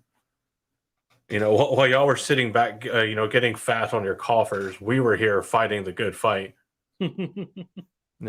It sounds like a pretty solid reasoning. Like, we did something while you stood by and did nothing. Like, I could see like very much like Faldara, like in any kind of discussions or negotiations with anybody. Somebody's like, "God, that's too much to pay for this. Why we pay you that?" And it's like, okay, cool. So, when's the last time you sent troops to help us at Tarwin's Gap? Never. Never. Oh, okay. So how about the next time? Since you didn't pay us enough, we just take that out of how many Trollocs we let go into Andor. You know, about six fist. Nothing too big. You can handle six fist. That's like an everyday thing for us. You'll be fine, right? Piece of cake. Just bring the children the light over. They'll handle Yeah. them. So I like Androl's point here. Because it is a very valid point that it doesn't make sense that Andor would ignore the two rivers, considering that it seems to be a pretty rich region, especially under a good rule. Yeah, it seems to be a very resource rich region that Andor could count on to just the whole region to just kind of willfully just do their thing. Villages here and there, nothing super crazy. Um, but as long as they're fulfilling their side, they're like, oh, we'll just leave them alone. But now they have a military. Um, now they're more than just sheep herders and farm hands and miners. Now they're a threat because I get the impression, and I think it's a fair impression, obviously because I think it, but that at the end of Tarmagod, that most nations' militaries, except for maybe the Shan-Chan, are severely depleted.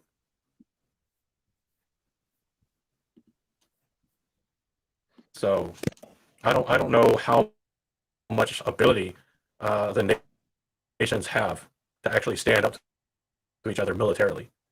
And then they've all signed this agreement, so they're not party to it. But that does like make an interesting question. If Manetheren does separate and is refounded in the two rivers, uh, they're not under the dragon species technically. Yeah.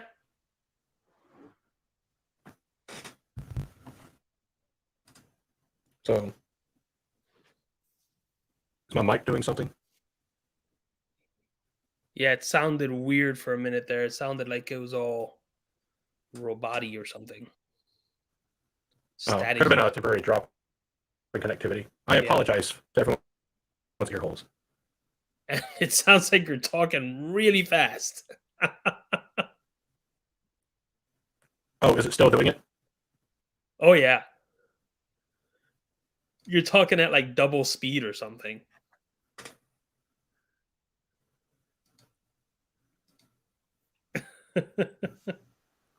Okay, is it still doing it? Nope. We're good.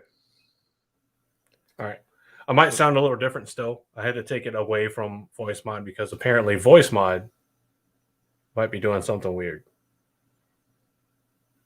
And I'm also connected through a VPN, so who knows? Andrew is finally showing his Terminator side. Yeah. Yeah. He's a robot. We all knew it. Oh yeah. It's all algorithms just going on in here. Nothing else.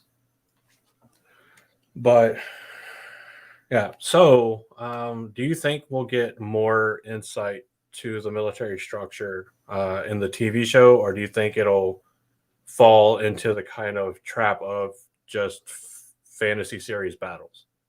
I think it'll fall into there's no way that we can, and we've seen that already in season one. Those of us that know and love the books, there's just no way you can get the same amount of information that you get from this much of a book into 8 hours of TV. You just can't. And that's and that's not even talking about like everything that happens in every other book as you go along. So yeah, I think we're gonna see, you know, Tarwin's Gap was what it was, I think, because of what happened with coronavirus. But I think we're gonna see some really cool battles moving forward, but we're not gonna get the details that we've gotten from the books. That's something that we're gonna be able to carry with us as we watch this stuff, and something that new viewers won't be able to key into as much.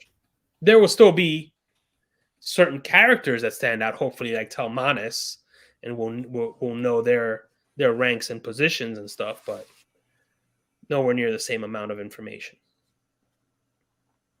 Yeah, I mean, so like we saw with like the flashback to Blood Snow that they did include the I think it's just the captain rank because I think second captain has three. Is it three stripes on the sleeves for the Ileana army?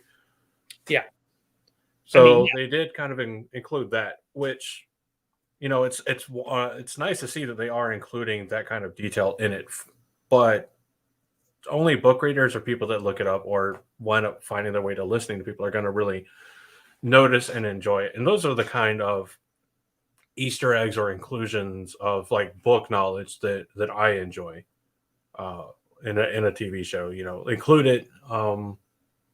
It doesn't always have to be super subtle. It doesn't have to always be in your face. That I thought was pretty cool. So, but it's also something very easy to include.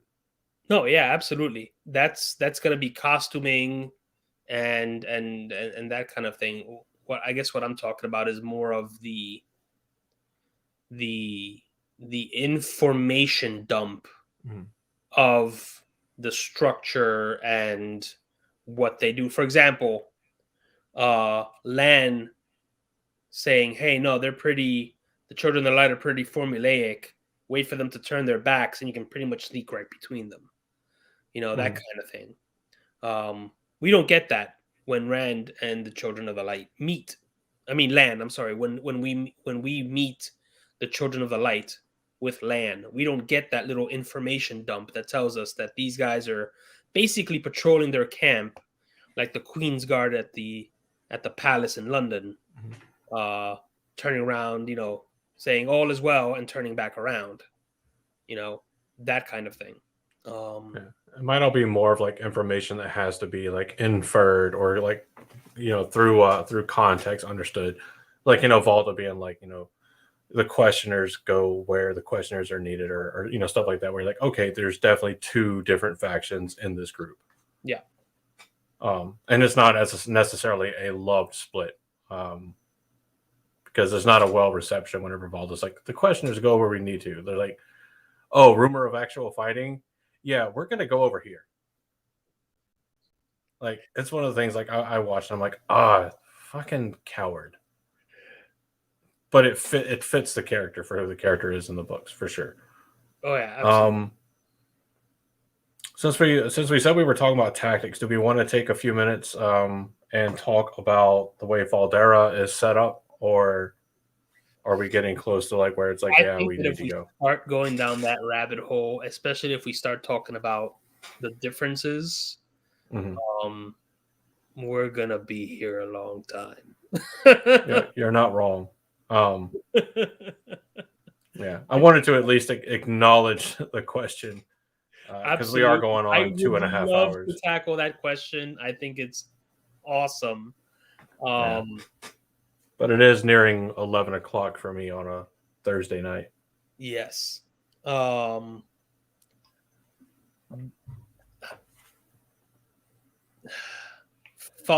if we're talking Faldara in the books, I mean, my son just got finished reading it, for example, and he's a first time reader and he's floored by it. He loved it. He came at me running like, whoa, what just happened? That was amazing.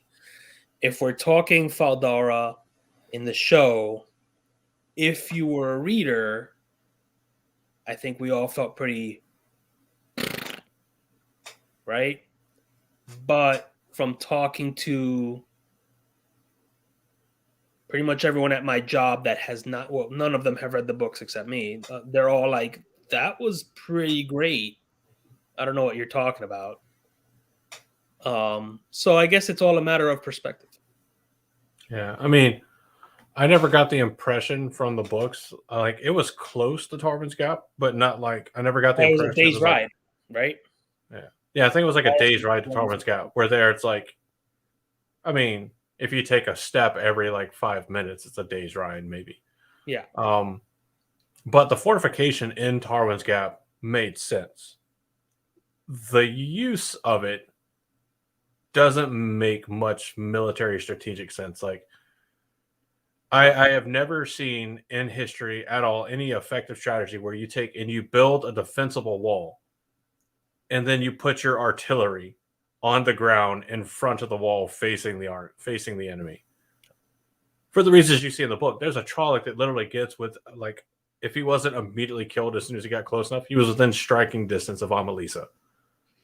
Like one good lunge and swipe. And if that Trolloc had been on Tinder more and practiced his swiping, it could have been a done deal right then and there.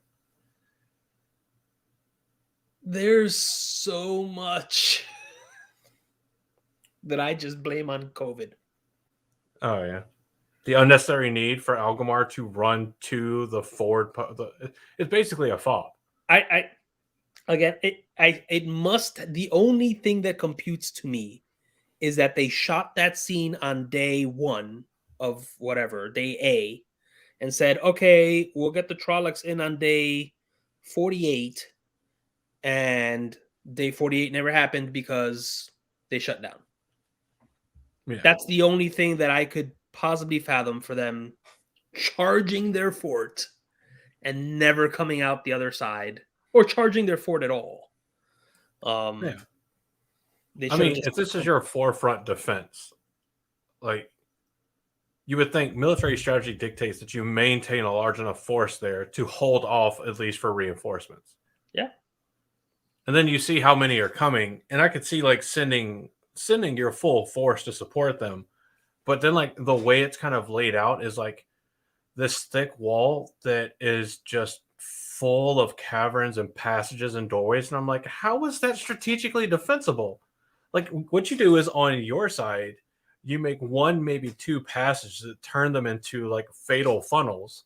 Absolutely. and that's what you do. But instead, like, you just make it like one half of the world's shittiest barracks. It felt like barracks, to be honest. Barracks with balconies, and then you got all the boots that think they're hardcore, just finished their first like week of like combat ops training, and they're standing on the balcony with Nerf guns, shooting at people on the ground with Nerf guns. Like, I mean, the strategy part of the defense and the tactics didn't really make a ton of sense. Like the wall being there made a ton of sense, Yeah. but No. the way the wall was constructed made no sense. Like, No, you're it better didn't. off throwing 300 Spartans with shields Yeah. into the gap. Yeah. Um. There was just so much that, yeah, like the comment says, a lot is because of COVID, and I think that a lot of it was the writing had to accommodate in the end what was left that was available um, Mhm. from the footage. Because like even the shot that we get of Agomar taking it in the chest, what is it? It's Agomar and like 10 guys to his right. Yeah.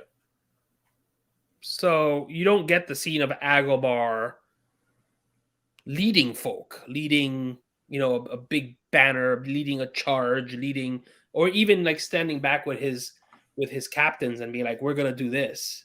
You see him and 10 guys in a room with a bunch of CGI, and that to me screams COVID. At Yeah. least, I mean, I hope that it's that. it's a good explanation. Yeah, It's not a good excuse. I agree. I'm very much in the camp of, if you had to make things lackluster because of COVID restrictions, then I would have rather the show been delayed more because of COVID, and more time that could have been put. I mean, I already very much feel that way about episode 8 CGI. Yeah, Um, if the Trollocs are always going to look the way they did in season 1, never ever ever show the Trollocs in daylight again, no, because they already look kind of bad in the darkness. They look absolutely horrendous in the daylight. yeah, It looked like they were halfway through the post production process. So, but also give the seasons more episodes. so much more. I think you either have to add a another season or two, because the current like prediction I think is like 8 seasons is the thought. 8 So you seasons. have to make like follow the tradition of anime. Most anime get at least 12 episodes a season.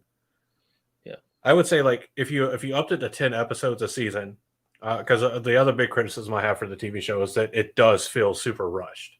oh yeah, 2 more episodes can allow them to flesh out some more things without feeling as rushed. Or if you add in 2 seasons, I think it's better to add in additional episodes per season than adding in 2 seasons. But if you have such an expansive and incredible story, you have to do it justice. You have to have time to actually tell the story. and and we are definitely getting into a different subject, but I'm Oh totally yeah, fine with it. we're just killing time for like another 3 or 4 minutes because we're close to 2.5 hours. We throughout the whole series, we see where they had opportunities to add just an extra 2 minutes, 3 minutes, or even 30 seconds to give that kind of exposition and add to the story. And they didn't. Just the misuse of Loyal alone is regrettable. Because Loyal gives us so much information in such a lovable manner. And the reaction to not just the book readers, but the non book readers to Loyal, even though he's so different from what he is in the books. Everyone across the board loves the character, loves his portrayal. They could have definitely used him to give us the information that would have fleshed out the story and the universe moving forward. And they didn't. and it's sad. Yeah. I mean, I agree to a point. I feel like we just didn't get to see enough of Loyal to actually see how close to the character he may or may not have been. I felt like the one good scene we got where he brings Nynaeve in and he's like going on this like minor diatribe Oh, of love like that. how Yeah. he found her and everything. That's Loyal, like start to Oh, finish. absolutely. But we didn't get to see enough of it to really feel like Loyal was really fleshed out. Um, and again, like, did you read? Somebody posted one of the earlier versions of the kind of screenplay that Brave wrote. I have it, but Um, I haven't read it yet. I scanned through it. It explained some things for me that I kind of already thought about Rafe's style of writing. Not necessarily negative, but definitely like an explanation as to why some scenes are the way they are and some scenes aren't the way they I think they should be. But again, that's me who's never written or directed anything in my life. You know, talking about somebody that obviously has experience doing it. Um, but I if the season one episode one that we got was what was actually written, it would have already been like hand over fist better than an episode that was already like pretty good. Yeah. So, and this is one of the big things that like I'm a proponent of. Like, you can still love something and be critical of it. I mean, Yeah. that's what a ton of like book fans do. Like, that's part of the reason like we've been able to talk about it, on a podcast for going into our fourth year now. We love the series, and there's No. things to talk about that we can be critical of and all that kind of stuff. But Look at but yeah, I don't know. the controversy between about Phelan Perrin. Yeah, yeah, that's what makes it so fun. Just my biggest hope is uh, that because of the overall success of season one, that hopefully Brave and the writers room has been campaigning for either more seasons or more episodes per season, and hopefully they get that. And ultimately, yeah, I would rather the release be delayed to give more time for shooting and post production to make things look better than they are, because having a predisposition towards practical effects is fantastic, but it's negated whenever the CGI effects on those practical effects cause them not to really look great. I hope I hope that they do give them 10 seasons, 10 episodes per seasons, and all the time and budget they need. But realistically, I hope that, and that's my pie in the sky, right? But the realist in me says that I hope that at least when Rafe comes to them and says, "No, man, I need these extra 2 minutes right here to make this story hit," that Amazon listens. Because to my understanding, that's part of what happened several times throughout season one so far. Is that he once said, "No, we need to do more here. We need 5 more minutes right here in season one, episode one," and they said no. So I hope Yeah, that they've learned that lesson and say, "No, yeah, take the 5 minutes." yeah. I mean, I really hope that because I think a big part of what could be Rafe and the writer team's bargaining chips is the feedback from the community. Yeah, Because part of it already we saw like they at least the claim was, and it seems to be true, that they valued the input from the pre-existing fandom. And I hope that like all of the fandom's reviews and like talks about season one and the things that like they liked or that they wished were different, or maybe still enjoyed but wish it had been closer to the books, or something like that, that Rafe can kind of use that as like empirical evidence to show the executives that are ultimately kind of making decisions on how long the episodes can be and this kind of stuff, how much they're going to give, to sit there and be like, this is what fans want. And this is what people that haven't even read the books are saying about it. I know several people that haven't read the books that they're like, yeah, it's good. I enjoyed it, but it feels rushed. yeah. And there's been a handful that I've talked to about, like, well, in the books, this is how Tarwin's Gap plays out. And they're like, that sounds a lot more fun. Yeah. But I'm also in the camp, like, there's a fair number of people that are like, yeah, the ending of the Eye of the World in the books is very confusing. And I'm like, wasn't confusing to me. And that's not to try to say, like, I have some, like, better or hyper understanding, because I definitely don't. Um, I was just lucky enough, I guess, to get it. But I also reread it like several times after reading it the first time. Which, like, fans of the books will say, like, the Wheel of Time series is not a read and leave series. No, you go back to Not it. if you want the full epicness that is the series. Like, you got to read it, several times to Yeah, get the full effect. But absolutely. And you got to do a good listen with Michael Kramer and Kate Redding, because yeah, that really changed some of my uh, perspectives on a lot of what happened with the Wheel of Time. yeah. So, but yeah, so we picked the Children of the Light, the Band of the Red Hand, and the Two Rivers kind of militia military forces under Perrin to talk about some military uh, techniques, organization, and philosophy in the Wheel of Time. Hopefully, you enjoyed the conversation. I know I did, because I always enjoy talking about the Wheel of Time, and if I can pull some kind of veteran or military aspect into it, I definitely enjoy it. Obviously, I'm biased towards veterans. Probably, I am one, but also, most of my best friends are veterans. So, and I work with veterans every day. Like, there's only two people in our office at work that aren't vets. They're both the bosses. Hmm. Maybe they're just more stable. I don't know. But yeah, so again, like, the hope is to do Vets Discuss once, or at least once a month, but hopefully twice a month. Obviously, scheduling gets in the way.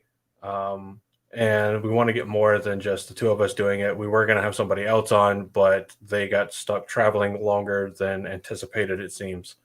So, if you're a Wheel of Time fan and you're also a veteran of any military, it doesn't have to be U.S. military, any military, uh, definitely hit us up and let us know, and we can explore the chance of you being on the show. If you're listening and you're not a vet, but you know some vets, definitely mention it to them if they're fans of the series, or even whether they're just watching the show or reading the series, because we definitely want more vets to get in on this. Um, I have high hopes for the series, for the Vets Discuss series. I want us to be able to do some dope stuff, getting close to, like, some of the veteran oriented holidays. So, like, I'd love for us to be able to do something cool this coming November, but we'll see how that goes. But hopefully you've enjoyed it. Hopefully we've talked about things and maybe a perspective that's different or new to you, or made you think about things that maybe you didn't know. If you have suggestions for what you'd like to see us talk about, like talk about the defense of Faldara and their tactics or lack thereof, depending on where we're talking, let us know. You can hop in the Black Tower Podcast Discord, and you can put it in really the comment room or any other channel that seems appropriate. Anybody that's on the show is in that Discord, and we can all chat about it. But Jamie, thank you again for giving up about just under 3 hours of your time on a Thursday night to hop on a live stream to bullshit about the Wheel of Time. Hopefully you enjoyed it. I mean, you smiled more than you There's haven't, so it looks like you're good. nothing I love bullshitting about more. Yeah. But yeah, so we don't have a date yet for the next one of these we're going to do. We'll have to kind of play around with that, and maybe set up like a more like concrete like schedule for when we're going to do these kind of things. But if you enjoyed it, please remember to like the video. Do please subscribe, especially if you enjoy the Black Tower's other content, or our other content, I guess. And let people know, and just let us know what you thought about this whole discussion in the comments down below. Again, the Vets Discuss is YouTube exclusive. Does that make sense? Is that fair to say? I mean, it does stream to like Twitch and stuff too, but yeah, it does. So, which apparently is more Shadi's like favored venue to let us know when we're wrong. But yeah, so if you have ideas, let us know. Thank you all for tuning in and listening. I really had no game plan on how to like sign this thing off, but I don't know, night. Jamie. Anything to say? I guess. Been fun, and I love doing this. I think it's great. I like trying to draw out aspects and stuff of Jordan's military career that may play into the books, and how it was written from his perspective, I think. And I hope we get to keep doing it. And good night. Yeah. Yeah. Thanks, everyone. I'm gonna play this. We need a sign off of some sort. We do. Like it's really easy on the podcast because then we just like look at Daniel, let him sign off every time. Yep. It works out. It's out. So I'm gonna sign off with the video that makes me both happy and cringe. Thank you all for tuning in to Vets Discuss. Follow us on Twitter at Tower Podcast for the announcement for the next one. And then, of course, you can hit us up on all of our socials and the Discord to chat with all of us and let us know what you think or suggestions for the next one. And we're going to finally let you go. We need an Asherman salute. We need to come up with an Asherman salute. That's it. Is it right hand over the heart or is it left hand? No. I should know this. I think we always do right hand over the heart. It makes sense. Good night. But yeah, good night, everybody.